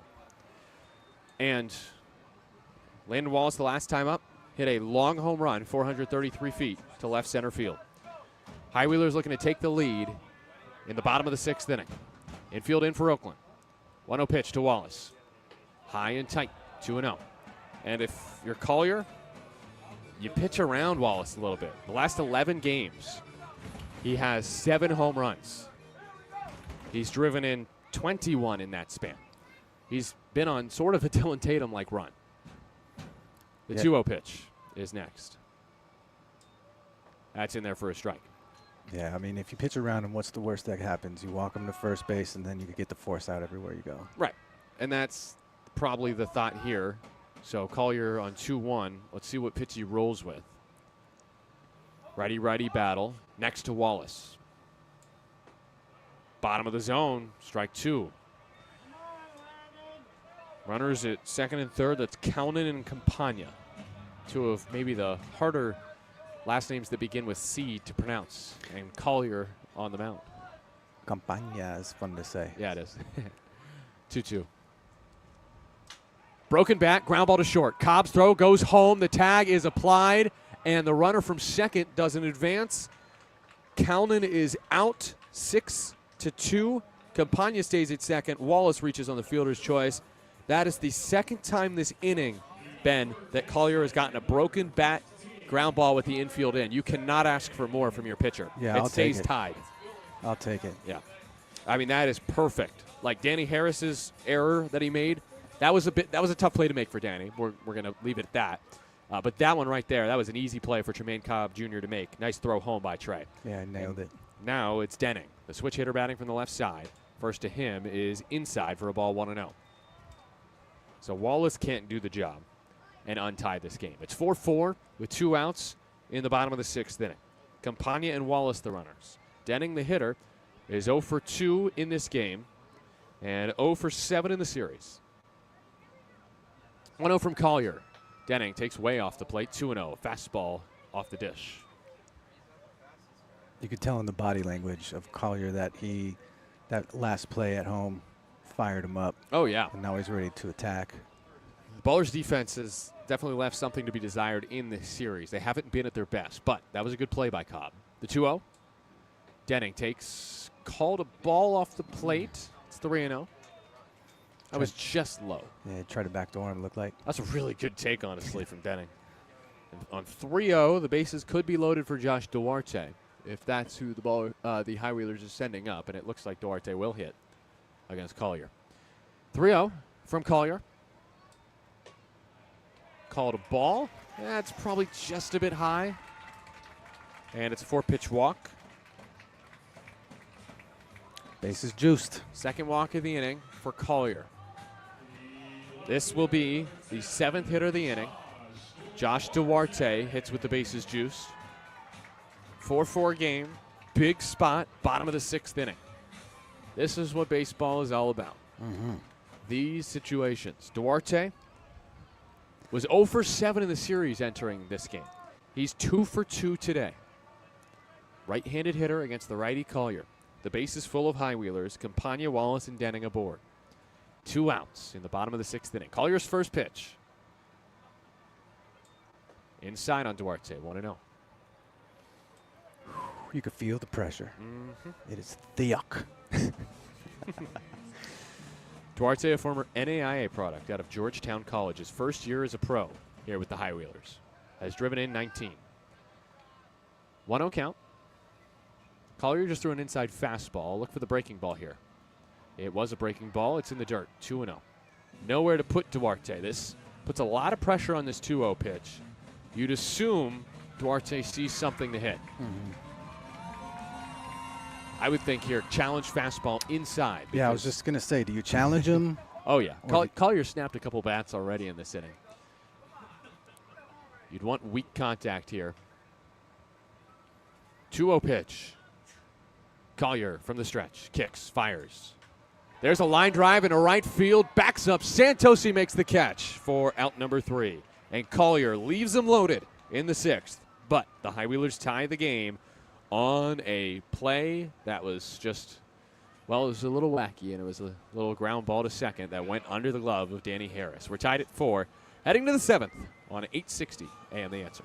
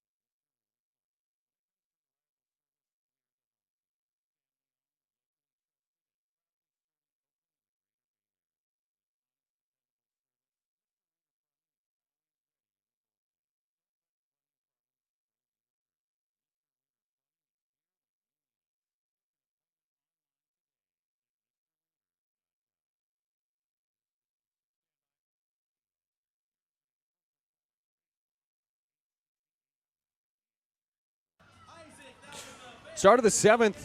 It's anyone's game here from Yuba Sutter. Oakland 4, Yuba Sutter 4. at the start of the 7th. Womble still on the hill for the High Wheelers. Christian Womble at 76 pitches. He's been very efficient today. And it's time to look at scores from around the Pioneer League tonight. Rocky Mountain Vibes hold on against the Grand Junction Jackalopes and win 16-4. The Colorado Springs Sky Sox with another win over the Ogden Raptors, 6-5. That'll make our friend Dan Silvert happy. Yeah. Top of the 9th from Missoula, the Glacier Range Riders beating the Paddleheads 10-2. I think you were right about them. Yeah, watch out. That's a big scoreline. Idaho Falls Chuckers beating the Boise Hawks 14-10 in the top of the 7th. And the Great Falls Voyagers with a shutout win over the Billings Mustangs in Billings today. And a complete game. Oh, no. A complete game shutout for C.J. Cherwinski? Oh, no. I don't know if Noah Milliken's going to get Pitcher of the Week anymore. Oh, CJ. Oh, man. Come on, Cherwinski. Ruined. Ooh. First pitch to Buford is a ball 1-0. No, I'm happy to see a Great Falls Voyager do that. That's fantastic.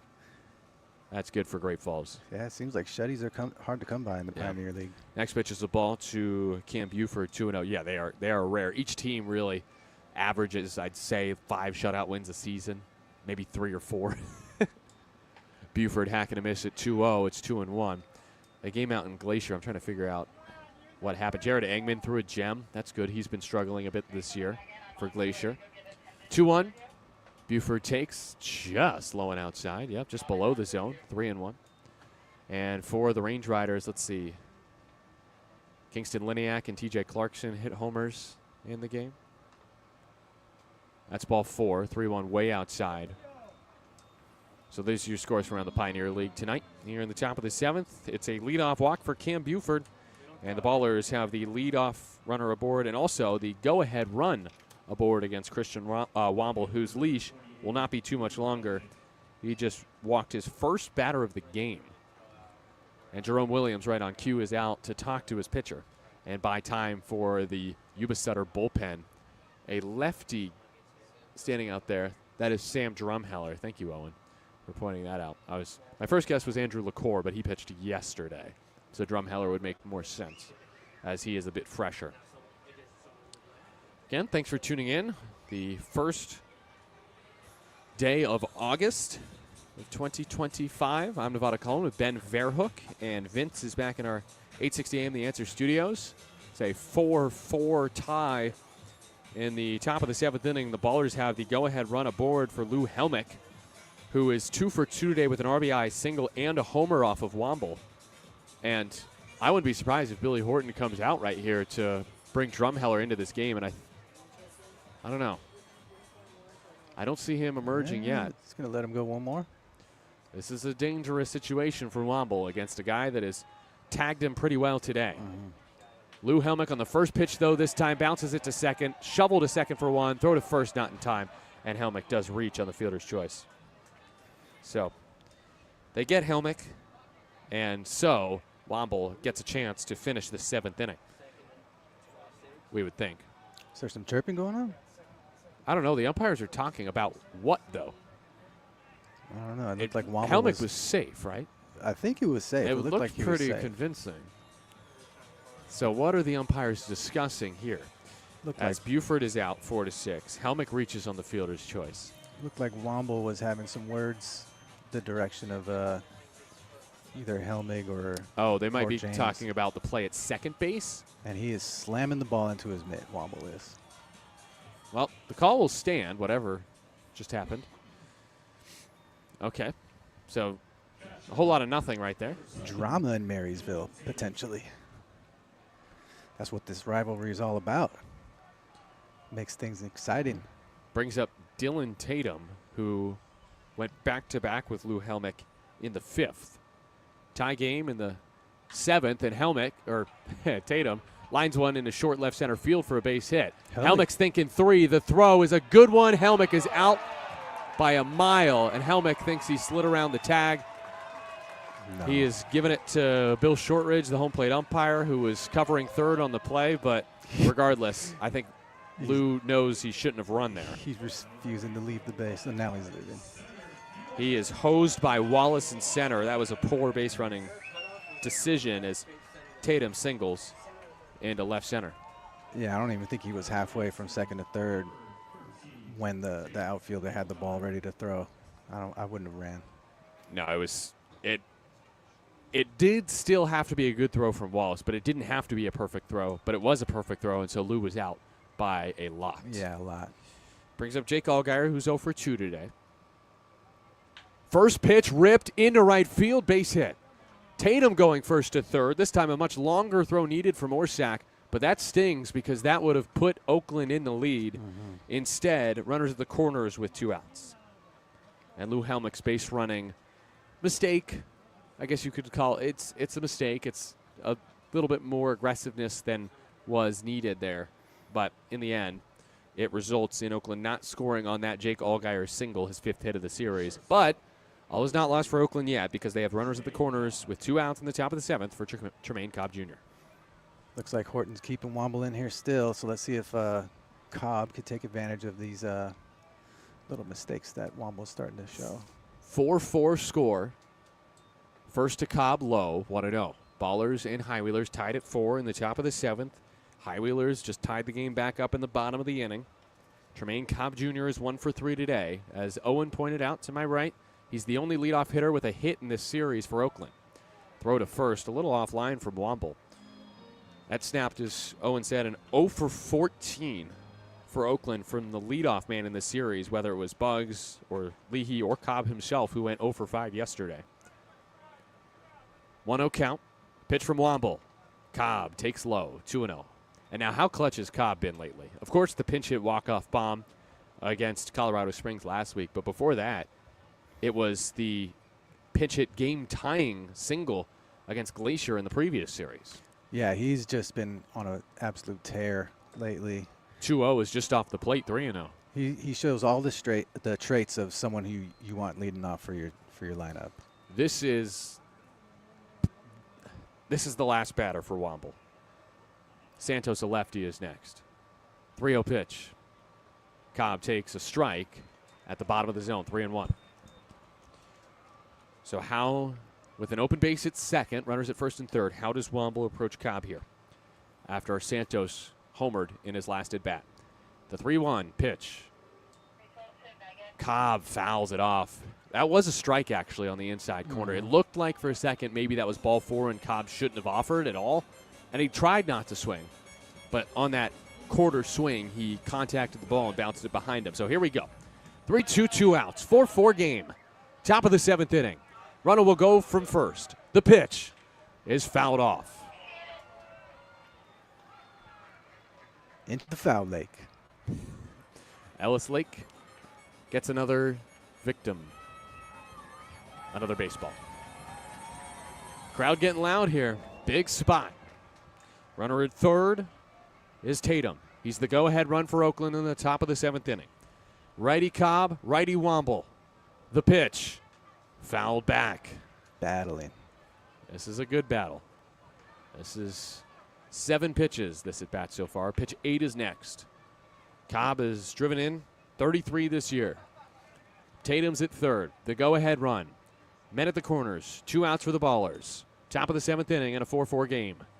Game 4 of this rivalry series. Ballers lead the series 2-1. Cobb looking to put the Ballers back in front. Womble set at the chest. Kicks, fires. Cobb takes. Strike 3 on the outside corner. And then he challenges. And it is overturned to a ball. Yuba Sutter halfway off the field will have to come back on.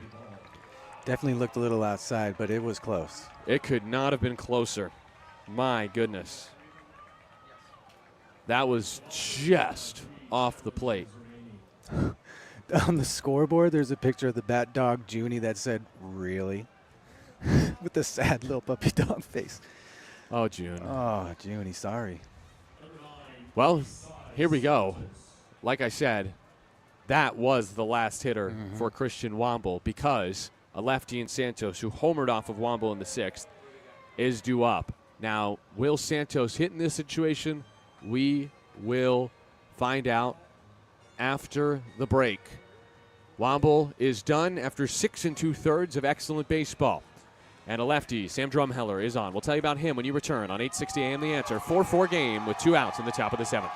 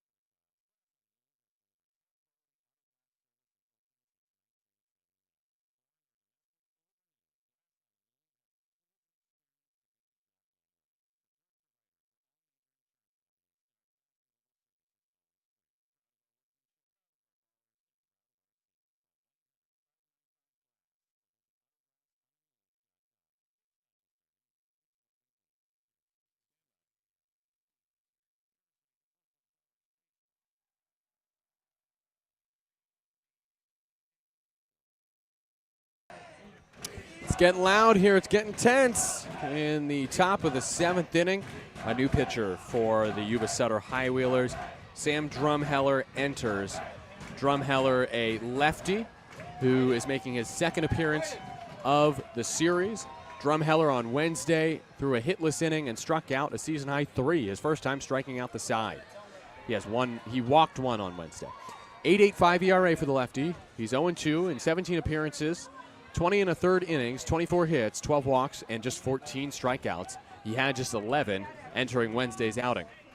And he's trying to get out of this inning. The pinch hitter for the Ballers is Nick Leahy, batting for Oakland here in a pinch hit situation.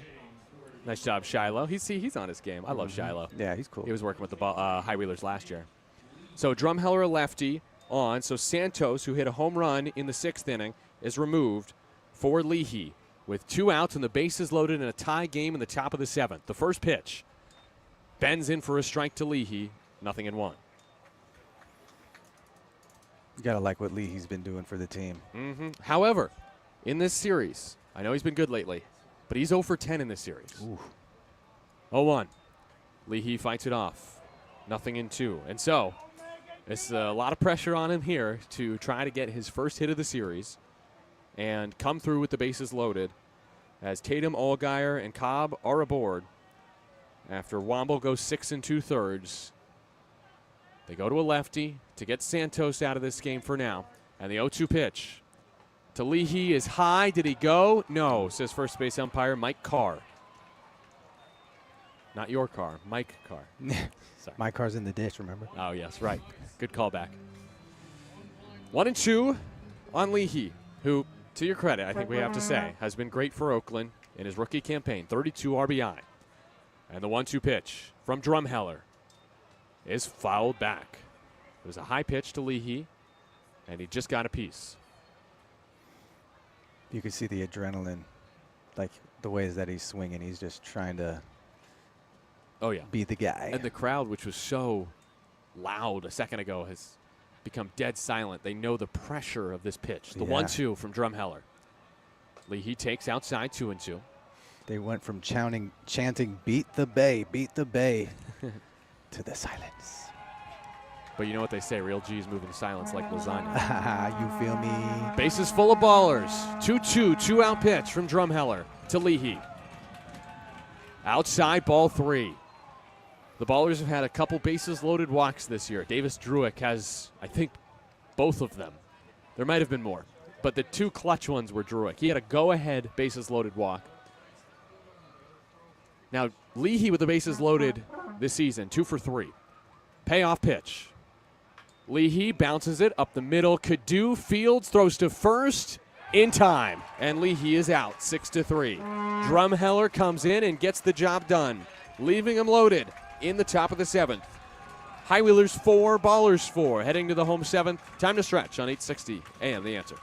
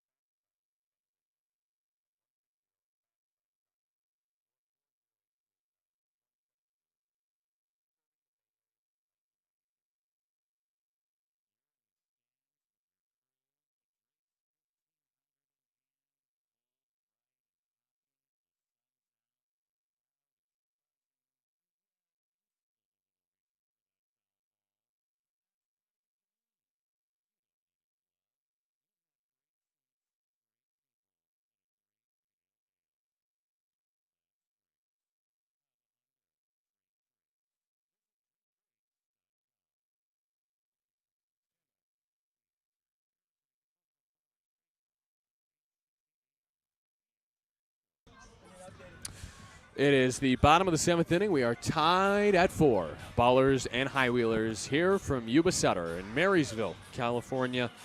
1, 2, and 3, Cadu, Orsak, and Leday coming to the plate for Yuba Sutter against a new pitcher. It is Connor Richardson for the Oakland Ballers. Ben, Connor has been amazing this year. Connor Richardson, a.k.a. Chewy, has been as advertised in 2025. You took the words right out of my mouth. As advertised. You see him coming in, and you're like, ooh-wee, it's Chewy. He's Chewy, coming to do his thing. 6'4" righty, 25-year-old from Grand Forks, North Dakota. 2.62 ERA, 3-0 record, 28th appearance. That's among the most on the team. He is now tied with Connor Sullivan for the most appearances this season. 34 and a third innings, 30 hits, 5 walks, 28 Ks. And Wednesday, against Yuba Sutter, got his third pro save, getting the final 2 outs. His second save for the Oakland Ballers. He did not allow a hit or a run.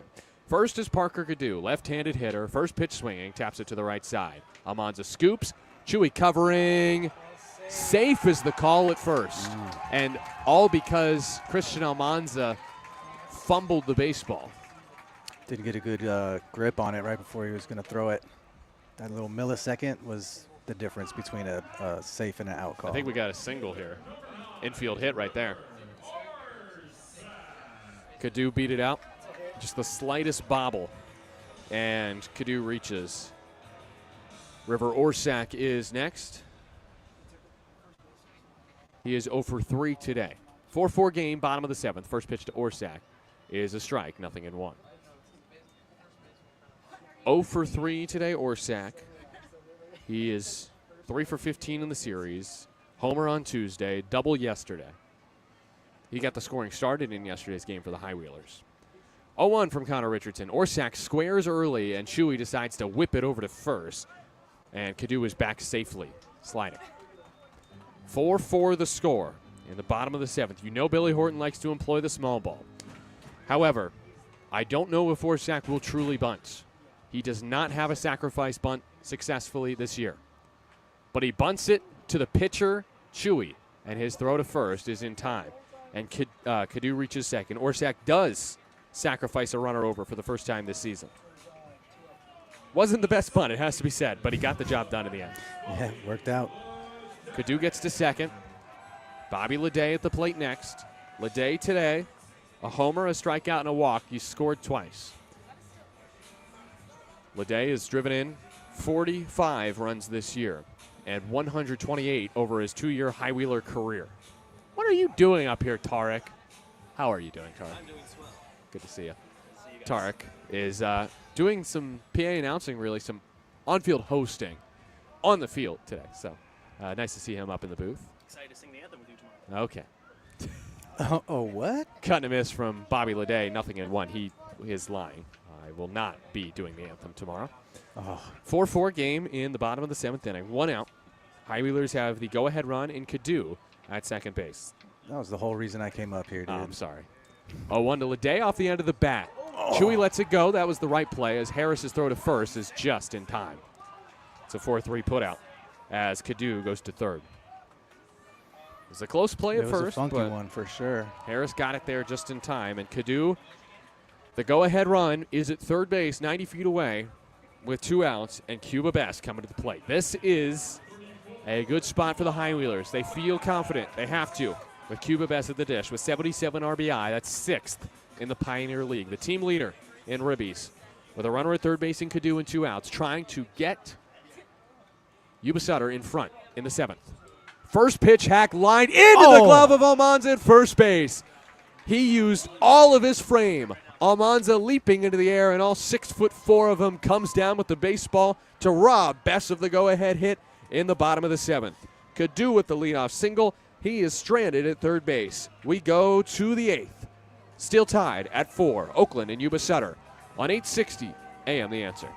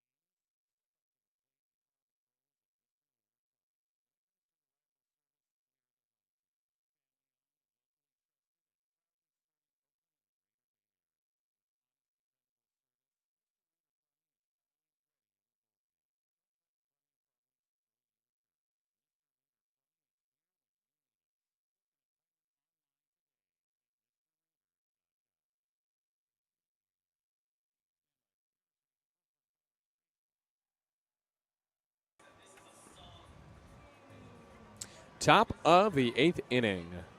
Vince back in our 860 AM, the Acer Studios. Nevada Cullen with Ben Verhoek for the first time this season, broadcasting, I guess, a full baseball game, even though you got plucked off of like 3 innings today. I mean, I like the outcome. Yeah, no, it's been a good game. 4-4 at the top of the 8th inning. Ballers will send 3, 4, and 5 to the plate. Darryl Buggs will hit in place of Davis Druick, and they will face a new pitcher. It is Scott Ellis. Ellis is the 3rd pitcher of the game for the High Wheelers, and Ellis is pitching for the 2nd time in this series. He's got a 6.04 ERA, 18 appearances, 25 in the 3rd innings, 27 hits, 16 walks, 24 Ks, and the 6-foot righty out of Angelo State on Wednesday gave up a Christian Almanza 3-run homer in the 7th inning. And guess who he has to face 3 batters into this inning? Christian Almanza. Subtle foreshadowing. Ellis takes over for Sam Drumheller, who just got 1 out. That's all he had to do. Buggs squares and pulls back 1-0. He looked to maybe bunt that first pitch. That's never a bad idea for Buggsy with his speed. Almanza's catch to end the inning. Yeah. I feel like I saw it in slow motion. 1-0 is fouled off, 1-1. Yeah, that's a good point. It was one of those majestic. kind of hovered up there. Yeah. We got Paul Friedman stopping by the booth now, co-founder of the Oakland Ballers. He's a bit stressed. 1-1. Buggs takes a strike on the outside corner, 1-2. He did not like the call. It was at the bottom of the zone. Buggs hitting in the spot of Druick. He was a defensive replacement, but also Druick was 0 for 3 with 3 strikeouts today. Not his day, not his series. Buggs pops it up right side of the infield. Looks like it'll get out of play. Bruce watches it go and bounce off the stairs of the bleachers down the first base line. Getting Buggsy on would be clutch right here. Now, like Leahy, he's also hitless in this series. 0 for 8. He did not play yesterday, so he got the day off. But back into the fold today off the bench. And Buggs fouls it off again behind home. And, yeah, you said it. That speed really just makes a huge difference. A single for Buggs, a walk for Buggs, it could easily turn into a double with his speed, or even a triple. We've seen him steal 2nd and 3rd. Time and time again. And then even just him dancing around over there at first base. 1-2 is low. 2-2 did not offer. Go ahead. Him dancing around over there on first base, the way he does it, you could see it really throw off the pitcher a lot of times too. So even if he doesn't steal, he's throwing off the rhythm of the pitchers half the time. Yeah, I mean, he does really get in their head. 2-2 pitch here from Ellis, the reliever, to the righty Buggs. Low and away, 3-2. Good hold from Buggs. One thing I will add, he's been getting more patient at the plate. He's seeing the ball a lot better. He's up to 20 walks. He walked once on Wednesday. Yeah, I'll take that. But it's 3-2 here. Nothing's guaranteed. The payoff pitch. Buggs bounces it to the 3rd baseman. Denning's throw is in plenty of time for the first out. Next up, Danny Harris. 1 out, top of the 8th inning. 4-4 game, Ballers and High Wheelers. And look, we've got fireworks after this game. And I wouldn't be surprised if we also had a knockout round after this I game. was just going to say. Now, knockout round is a dangerous game here in Marysville. First to Danny Harris's tap foul, 0-1, because Cuba Bess is one of the knockout round kings of the Pioneer League. Oh, boy. Yeah, he's been known to hit multiple home runs in basically every knockout round he's competed in. What was Homeboy's name from Yeah, Christian Hall from Colorado Springs. Is that the one? Yes. Yeah. You hit like 18 in one Oh, round. no. Xavier Casarella? It's from the Vibes? Or Xavier Casarella, Glacier Range Riders, is the home Maybe run that derby, was it, maybe? yeah. At Ramondi? Or maybe Austin Chenard from the Rocky Mountain Vibes. I think it was an away game against Cam Buford. Oh. And he hit like 18 or something ridiculous. I could be wrong, though. Pitch is an outside strike on Harris, 0-2. Buford hit 5 in a knockout round on the road. Billings has a guy, A.J. Shaver, who hit, I think it was 10 home runs in a knockout round. Anyway, I know we're getting ahead of ourselves, but it's always fun to think about the knockout round. Yeah. Oops. 0-2 next. Harris takes in the dirt, 1-2. What a treat for all these people here, too, right? You got a ball game that's back and forth and really close. The teams are neck and neck, matched with each other skill level-wise. You got a lively crowd. You got potentially a knockout round coming, and then the cherry on top, fireworks. 1-2, reached out and poked to the right side. Over is the second baseman, and the throw to first is dropped. Oh, no, it's caught. How did Ellis pick that? Unbelievable. Now, Jim Diedrich and James Harris are saying there's no way that should have been called out. Harris slid in head first into the first base, too. He's dusting some of the dirt out of his eyes. Jim Diedrich being told to stay off the field. Aaron Miles, the field manager for the Ballers, walks out of his dugout to talk to Bill Shortridge. Out, of course, is the call with the 4-1 put out. Brusa kind of got caught in no man's land there, the first baseman. And the umpires will talk about this. Bill Shortridge and, well, no, Mike Carr is just going to talk to Aaron Miles about this, the first base umpire. What happened was, because the first baseman, Brusa, was kind of caught in between two places, the second baseman, Leday, scooped up the ball behind the 3-4 hole and threw to first. The covering, Ellis, fell down as he covered first. And from our angle, we had no idea whether he actually caught it or not. And the call in the field will stand. It is an out, 4-1 put out, and Harris is retired. So it's up to Christian Almanza in the top of the 8th inning to see if the Ballers can grab the lead here. 2 outs in the frame, 4-4, Yuba Sutter and Oakland. Almanza today 1 for 3 and still needs 1 home run and 1 RBI to break the franchise single-season record.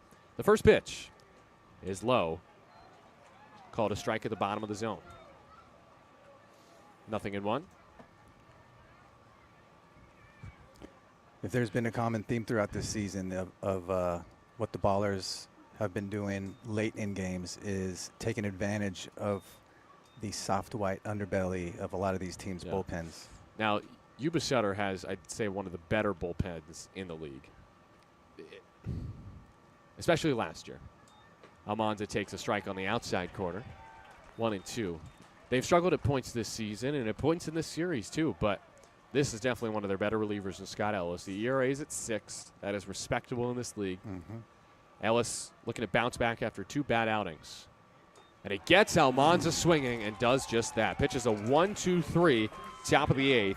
A scoreless frame for Ellis, a much-needed one at that for him. Almanza down swinging to end the top of the 8th. We go to the bottom of the 8th. Still tied at 4. Yuba Sutter and Oakland on 860 AM. The Answer.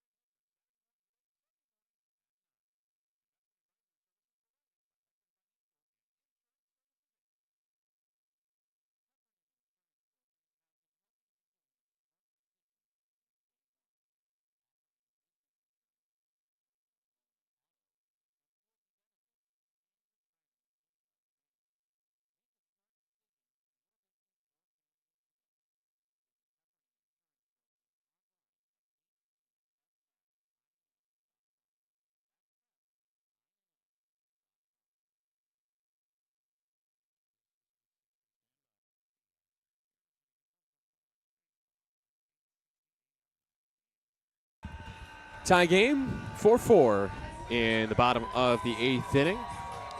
Connor Richardson still on the hill for Oakland after pitching the 7th. He'll look to shut down the High Wheelers in the 8th.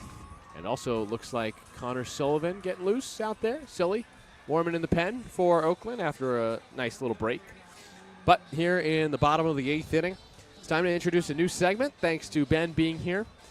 And in a 4-4 game, again, in the bottom of the 8th, we look forward to the fireworks after this game. And I think Ben had another idea related to that. Rejected promotion ideas. Okay.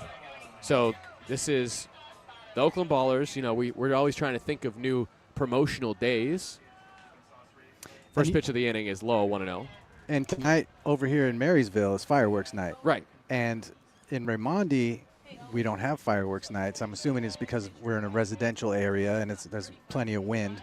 So I had an idea that we have a promotion night where instead of having fireworks, we give away M1000s to everyone who comes to the game. Uh-huh. But Swing and miss, 1-1. that was shut down as soon as I brought it up. And I would love to hear any more funny rejected game day promotion ideas from anyone in the YouTube. We would love that. 1-1. Hideaway 2-1. What's the big deal about bringing fireworks to games? I think it would be great. Yeah, you know, everything Team saves nowadays money is that all way. about the experience. It's about immersive, interactive experiences, and what is more interactive than having a fireworks show of your own? 2-1 to Brusa is bounced to second. Harris has plenty of time, then boots it, throws to first in time for out number 1. It just feels like Danny's just letting the ball play him a little too much. Yeah. It's a bit of a this drought for him defensively. Is that weird to say? It's been a rough run of form. Yeah, and you can tell it's really getting to him. He's hitting too. the ball well, He's but got his arms up on his hips. He's like frustrated. He's like, how did I do that? But he made the play in the end. 4-3 put out for out number we got 1 the out. in the bottom of this 8th inning. 4-4 game. Ballers and the High Wheelers. Doesn't got to be pretty. We got the out. Yeah.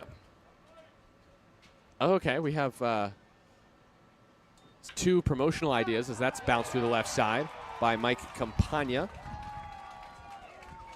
It's a single for Campagna, back-to-back at-bats with a hit for him. And it'll bring up Landon Wallace. We have, 2 new promotional ideas.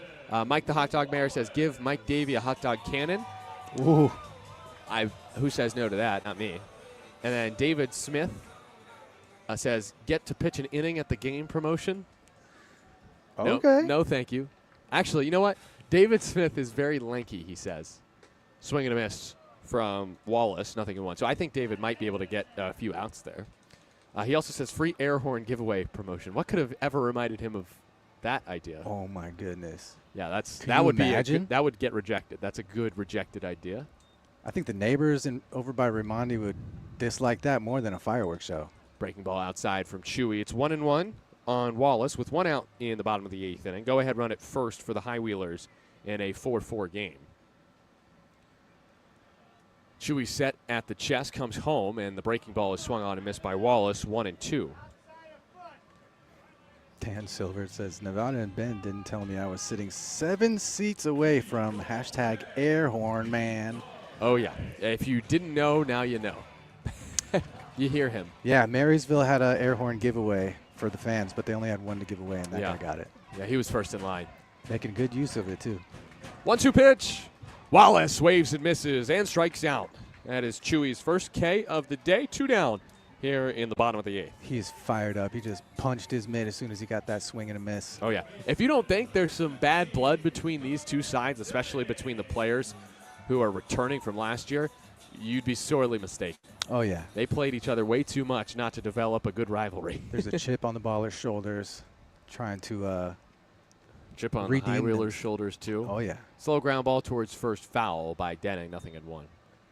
But, yeah, the chip on the shoulders for the High Wheelers is, the playing second fiddle most of the year to Oakland and then coming back and winning the championship against all odds. Yeah. That was an amazing run for Yuba Sutter, well, then YOLO last year. And for the Ballers, it's getting knocked out by the rival in the first round of the playoffs. Yeah.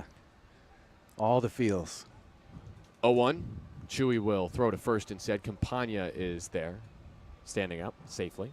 I was at that last game at Raimondi, and It's such a good game, but so heartbreaking for the you know, Ballers. even until like the last few outs, until like people started leaving and players were walking off the field, until then I didn't even realize, No. like, man, 0-1 high and away, 1-1. I got to wait a whole another year I before know. this fun can continue. And it was the first year too, Right. so I'm like, I could get used to this happening every single year. It could be worse. You could be the Glacier Range Riders and lose on a Bobby Leday walk-off home run off the foul pole in Game 4.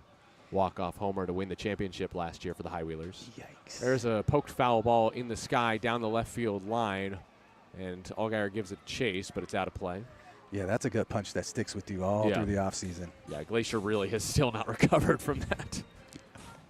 It's brutal. Yeah. Don't sleep on Glacier, though. They're sneaky. Oh, yeah. No. They're doing a little bit this season. This second half, they're not going down without a fight. 4-4 game, bottom of the 8th inning, 2 outs. Runner at first is Campagna. That's just a regular horn, not the air horn. Trying to drown us out here, Ben. The Vuvuzela. Yes, nice word. 1-2, ground ball towards second. Harris, underhand flip to first for out number 3. Chewy pitches 2 scoreless innings and allows just a pair of hits, strands a couple of runners. We go to the 9th, 4-4. High Wheelers hosting the Ballers here in Marysville on 860 AM The Answer.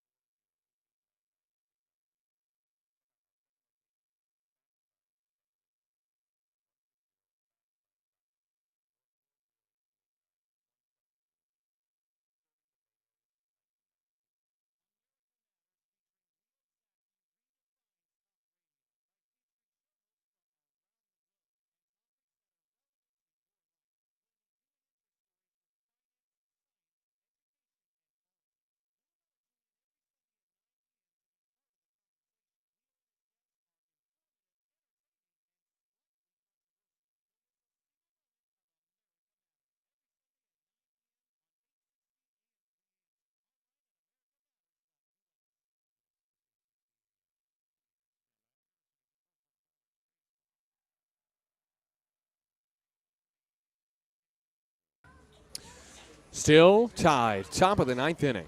I'm Devon Cohen with Ben Verhoek. It is 4-4. The score is tied in the top of the 9th inning between the High Wheelers and the Ballers here in Game 4 of the series. It's 4-4. And the new pitcher for Yuba Sutter is Mason Bryant, who is pitching for the 3rd time in 4 games. And so you do wonder about his durability here. He's making his 24th appearance of the season. 3.62 ERA. That is spectacular. He has no record, 23 appearances, 27 1/3 innings, 30 hits, 10 walks, and 33 strikeouts. He strikes out nearly 11 batters per 9 innings. He's very tall, 6'6", from Austin, Texas, former Texas Longhorn, also a former Angelo State Ram. He was teammates with Scott Ellis at Angelo State, who pitched earlier in this game, and actually comes in for his former Angelo State teammate, who pitched a hitless inning in the top of the 8th and struck out 1. But Bryant in this series, Tuesday, allowed an RBI double to Jake Allgaier, but that was an inherited runner. And so Thursday pitched a hitless inning, and over the course of the series, Bryant, over 2 1/3, has allowed just 1 hit and no runs and has 3 strikeouts. He will face Buford, Helmick, and Tatum. Those are the 3 due up for Oakland in this inning. And it will be those to bat, I would say, Ben. All the parallels between these two teams right here, and here's a whole new one. They have a guy in the 9th pitching for him who is tall and lanky. Yeah. Cam Buford is 6'3". Mason Bryant, the pitcher, is 6'6". So a battle of tall guys here in the top of the 9th. First pitch. Buford cuts and misses. 0-1. Got a 92-mile-an-hour fastball inside. Again, it might be a cutter. It's got some good bite to it from the righty. Bryant, tough to hit for a righty like Buford. 0-1. Buford fouls it off to the right. Out of play. 0-2. Ballers trailed in this game 1-0. Tied it. Trailed in this game 2-1. Took the lead in the top of the 5th 3-2. Yuba Sutter tied it. Took the 4-3 lead with the homer by Santos in the top of the 6th, but the High Wheelers tied it in the bottom half of the inning. So we're tied at 4 in the 9th. 0-2 from the windup. The righty Bryant comes home, and Buford takes ball 1 outside, 1-2. Buford today, 0-for-2 with a walk. Last chance to push his hit streak to 7 games. Close stance righty against the right-handed throwing Bryant. Slight windup and delivery. And he strikes out Buford on a pitch in the dirt. Picked up by Campagna. His throw to first is in time for out number 1. Let's look ahead for a second. The Yuba Sutter High Wheelers in the 9th will bring up 9-1-2. As of now, it's Duarte, Cadu, and Orsak against Connor Sullivan, who has not pitched for Oakland since Sunday. Here's where Helmig's going to try to redeem himself after that Yeah, the base running mistake from earlier. Yeah. Helmick has hit the ball very well today. First pitch to the left-handed hitter from the righty, Mason Bryant. Catcher, Campagna, sets up inside. Bryant's pitch missed his spot. It's too high. It's 1-0. And that is challenged? Yeah, I think the catcher or the pitcher might have challenged that one. So that is confirmed a ball.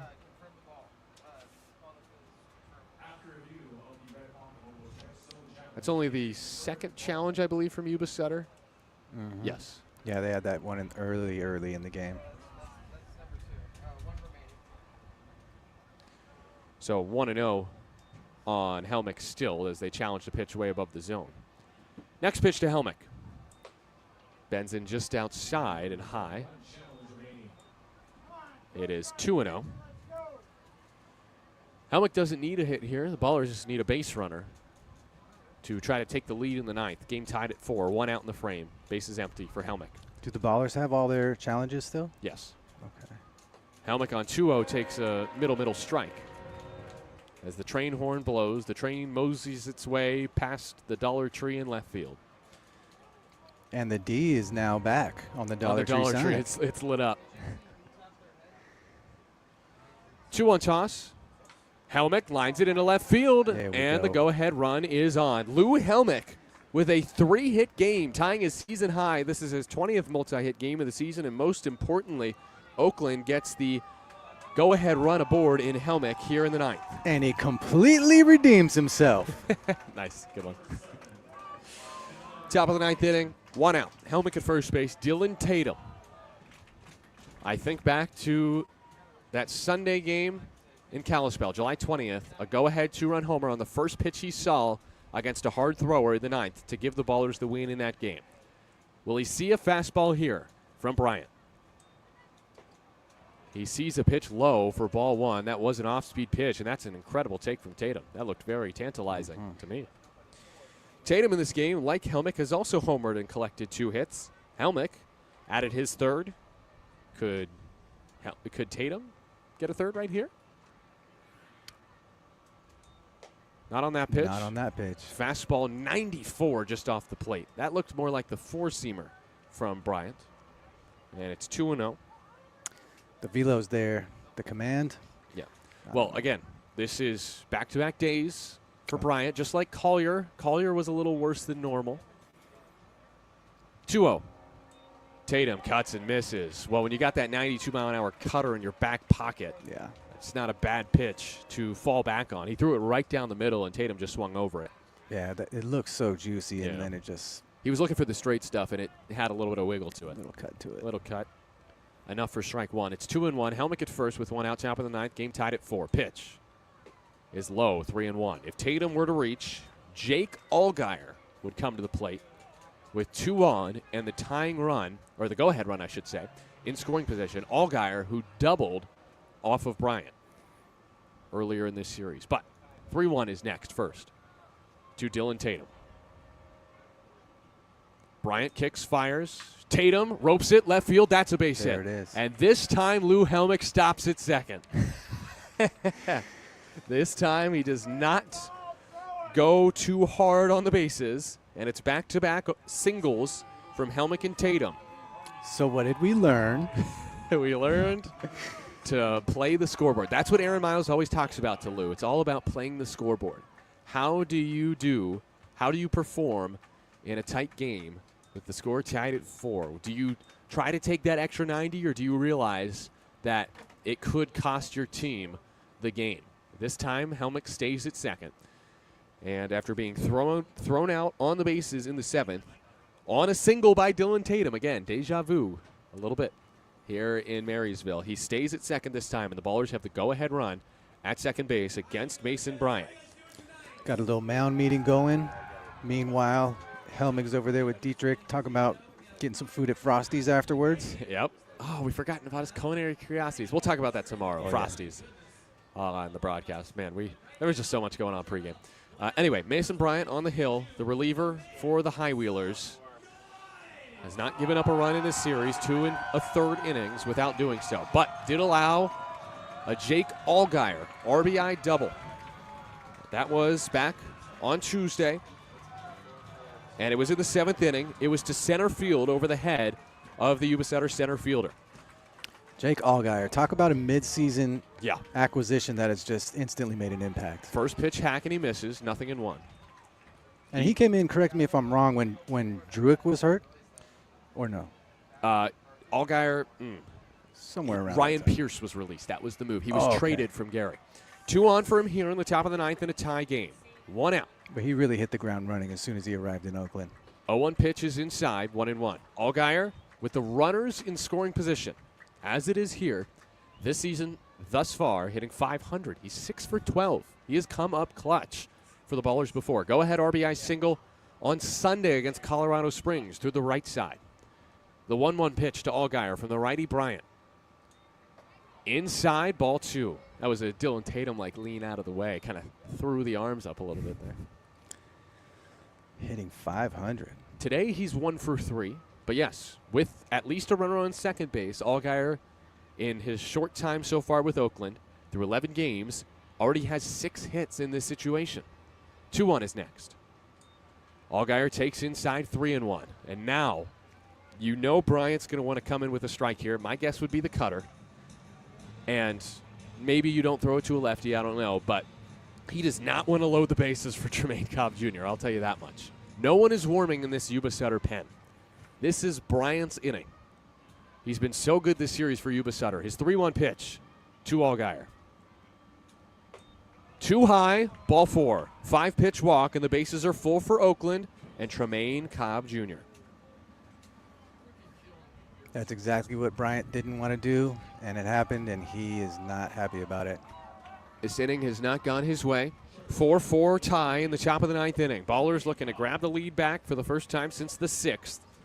The bases are juiced for Tremaine Cobb Jr. There was a point where Cobb did not have a hit with the bases loaded this year, about halfway through the season. But now he does have a few hits with the bases loaded. And the first pitch here with the bases juiced is a strike at the bottom of the zone. Great pitch, 96, the fastball from Bryant. Put 0-1. Stank on it. Yeah, you said it. 0-1 count to Cobb. Next toss is in there. That, again, 95 on the outer half, 0-2. Cobb quickly behind. Yeah, that was a beautiful pitch. Cobb missed the first couple games of the series with an illness. Can he deliver in the clutch once more? 0-2 pitch, 1 out. Cobb strikes out. 95 blown by him, 2 away. And here is Isai Santos. Bases loaded, 2 outs, top of the 9th. 4-4 game, Yuba Sutter and Oakland from Marysville. Ballers lead the series 2-1. The Highwheelers want to walk it off in the bottom of the 9th. They can't do that yet. They need to get this final out of Santos, who is trying to put Oakland in front with the bases loaded. All it'll take is just one little bloop. First pitch swinging, deep to left center, Santos! A grand slam for the lead in the 9th. Isai Santos with a 2-homer game. Oakland 8, Yuba Sutter 4. Some salami for Santos in the 9th inning. Isai! Ben getting a little too excited here, but that's okay. Well, finally, a nice homer while I'm actually sitting in the broadcast chair. First pitch hack, he got 96 down the middle, and he did not miss it. I got Paul Friedman handing me yellow mustard. Shots of mustard for Oh, everyone. man. 8-4 in the 9th. And here is Darryl Buggs, the second. How do you follow that? Pitch outside. Some proverbial wind has been Yeah. removed from the proverbial sails. Santos, his first career 2-homer game. Buggs takes high and tight 2-0. And again, this is the thing. It's so hard for a reliever to pitch back-to-back days sometimes. We saw from Collier today, he wasn't his sharpest. And Bryant, who has dominated Oakland this series, Just did not have it today. It's 2-0. Bugs takes inside 3-0. That's now 3 hits, 1 walk in the inning for Bryant, and it's 3-0 on Bugs. And this is just, I think, him being a little rattled here. Yeah. After that grand slam. And if you get Bugsy on base, that's not going to make it any No. more easy. And he walks him on 4 and pitches. There he does. I can't believe he's still in this game, but nobody's warming up for the High Wheelers. I was just going to say, how much more of a leash is he going to have? But, No. yeah, like you said, the bullpen is inactive right now. And this is great for you-know-who, Connor Sullivan, because he needs a good outing badly for his confidence. And now he gets to pitch with the lead with a chance to give the Ballers the win and secure at least a series split here in Marysville. Yeah, Here's Harris. First pitch. Swing and a miss. Runner going. That's catcher's interference, I think. He's down for the count. The swing and the miss by Harris, and he's going to be pointed. No, the runner's going to be going back to first base. I hope, regardless, I hope Campagna's okay. Yeah. But something needs to be changed here with this call because they're pointing Bugs back to first. If it's batter interference, there's an out on the play and the inning ends. If it's catcher's interference, Bugs needs to go to second base. And look, what it looked like to me is Harris on the backswing got Campagna. Anyone got a text from Tyler yet? I'm surprised he's not. And now the umpires will talk about this. This is a tough call because usually on a play like this, it's batter's interference and the runner should be out. But also, I could see it being now. Tyler Peterson is asking, should it be foul? A foul ball? Did he foul it off? I don't know, honestly. It didn't look like. Oh, No. He said he's not actually watching. He didn't contact the baseball. You know, Harris, his swing is so Violent, yeah. Yeah, the finish of the swing. Yeah. This isn't the first time that this has happened. But a lot of times the outcome is a little bit better than this, so I'm not. Don't change it. Yeah. So what's the ruling here? It's just a strike, a swing and a miss, foul ball. It was the call. All right, 0-1. Campagna stays in. I'm just glad Campagna's okay. That's all I really cared about there. It didn't. Yeah. Catchers, man. 0-1 runner goes again. Campagna's throw is pretty good, but Bugs is just too fast. And he steals stolen base number 23 of the year. He is sixth, I should say, in the Pioneer League. Ballers lead 8-4, by the way, in the ninth. Isai Santos with a clutch 2-out grand slam to the opposite field. Good time for him to choose to run. Yeah. It seems like so much going on. Right. And he was already trying to run on the previous pitch. 1-1. Harris cutting a miss on a good breaking ball at 85. The pitcher's rhythm was broken, thrown off a little bit. So Bugsy high-wheeled it over onto second base. Oh. 1-2, 2-out pitch. Runner at second. Bryant comes home. Harris taps it to third. The throw to first from Denning is in time. That is out number 3. Well, let's go to the bottom of the ninth. How about it, Ben? 8-4, the Ballers lead the High Wheelers on an Isai Santos possibly game-winning grand slam in the top of the ninth. It's silly when you return on 860 AM The Answer.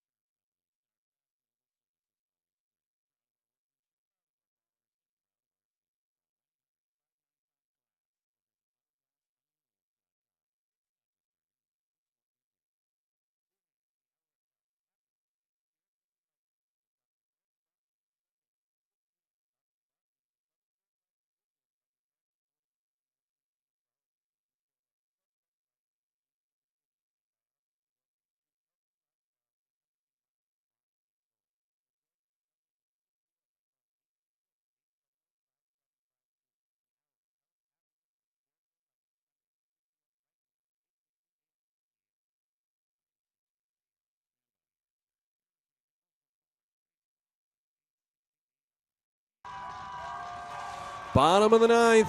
Oakland, after all that, leads 8-4. I'm Nevada Cullen, alongside Ben Verhoek here on 860 AM The Answer. And Vince is back at our 860 AM The Answer studios. Thanks for tuning in on your Friday night. Eastside Santos with a game-winning, possibly, jumping the gun there, grand slam in the top of the ninth inning. The go-ahead slam, that's for sure. His second homer of the ball game puts Oakland ahead 8-4 at this point. And on the pitch for the Ballers, it is Connor Sullivan for the bottom of the ninth. He has allowed 7 earned runs over his last 3 appearances. He just needs a calm bottom of the ninth inning. And Sully, the league leader in saves with 12, has a 4.82 ERA, 0-1 record. His 29th appearance of the season, that leads the team. 28 innings, 22 hits, 12 walks, 32 strikeouts. I'll pose the question to you, Ben. What do you want to see from Sully here? I want to see a nice bounce back. I want to see that Sully slider that just gets all these batters confused and gets his confidence back up to the Sully that we know and love. Yes. That is what anyone wants. Sully to pitch like Sully tonight. And he will have to face 9-1-2 here. Not the easiest part of the lineup, especially it starts with, a pinch hitter for Yuba Sutter. This is not Duarte. First pitch hack and a foul ball by Cooper Hext. That makes sense. Hext, a usual starter for Yuba Sutter, pinch hitting in this situation. It's 0-1. Duarte, though, was 2 for 3, so I would question pulling him, but against a righty, you'd rather get a lefty in there, especially one like Sully as he misses outside 1-1. Sully takes over for Chewy. Connor Richardson goes 2 solid innings today. He was fantastic. Next to Hext is called a ball. It was high and away. Good pitch from Sully. Didn't get the chase, though. 2-1. This game has been wacky and wild. Just how I like it. Yep. 4-4 in the top of the ninth. The Ballers load the bases. 2 outs in the inning. Eastside Santos, opposite field grand slam. 2-1 pitch. Popped up foul off to the left. 2-2. And the Ballers finally get a huge hit from Eastside Santos. I didn't say it before, but I'll say it now. Santos this season hitting just .222 with runners in scoring position. He does not thrive in that situation. And he had come up just shy of a grand slam earlier this year at home. And here on the road, he goes Alpo Taco to give the Ballers the lead in the ninth. 2-2 from Sully. From the windup, the side armor delivers and gets a swing and a miss. That's a big strikeout to start the ninth for Connor Sullivan. There we go, Sully. There's one away. Maybe that homer is a sign of things to change for Santos in those situations. Oh, yeah. I mean, he'd been trending towards that, I feel.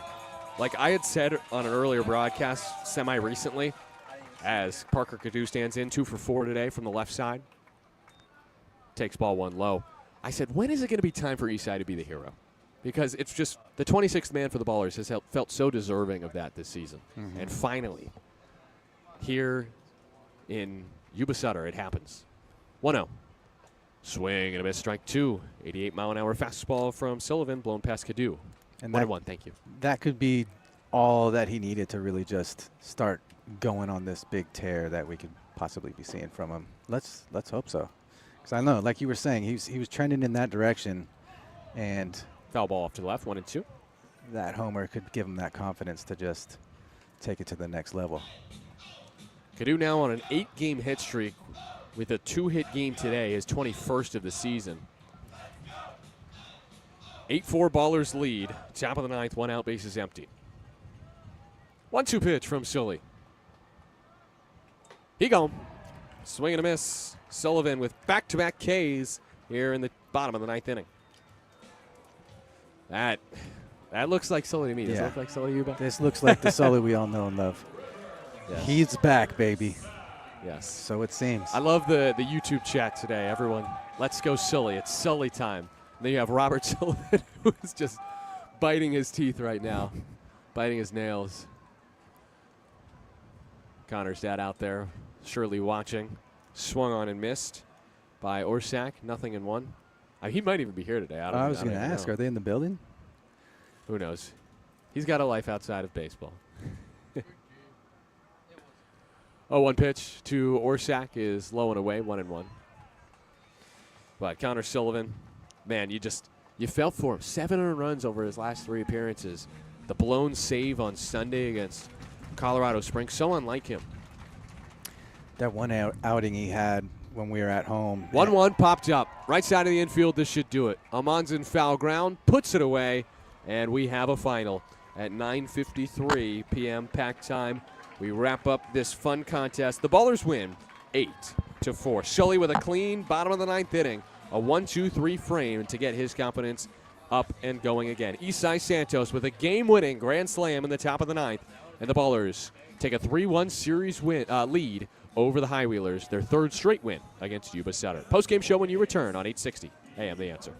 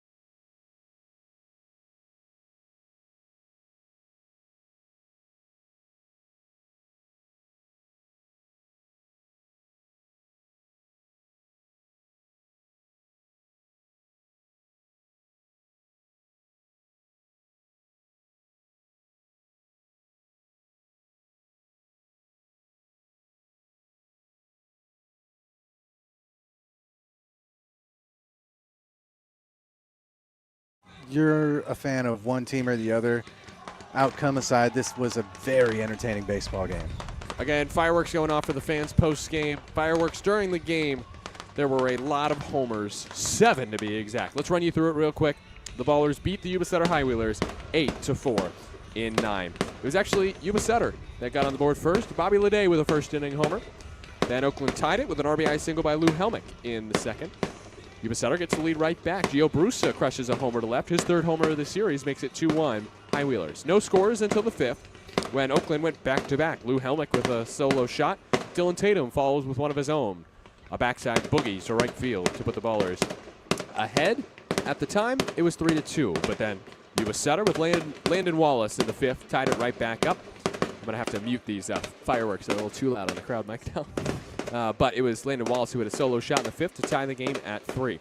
Then in the 6th inning, the Ballers grab the lead right back. Isai Santos leaves no doubt this time. A fair ball, not a foul ball, for a home run in the top of the 6th.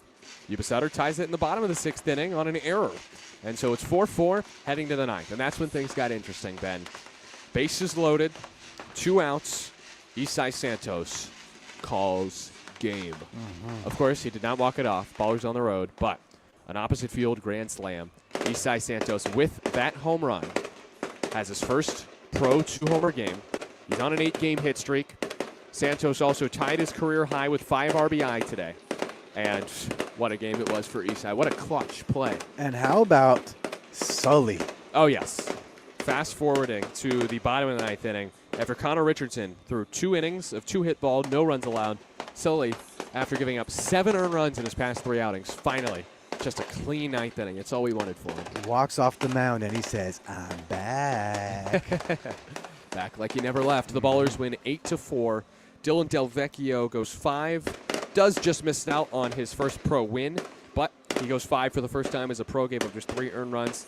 The win goes to Chewy, who's now 4-0, and Mason Bryant, the loss, he's 0-1.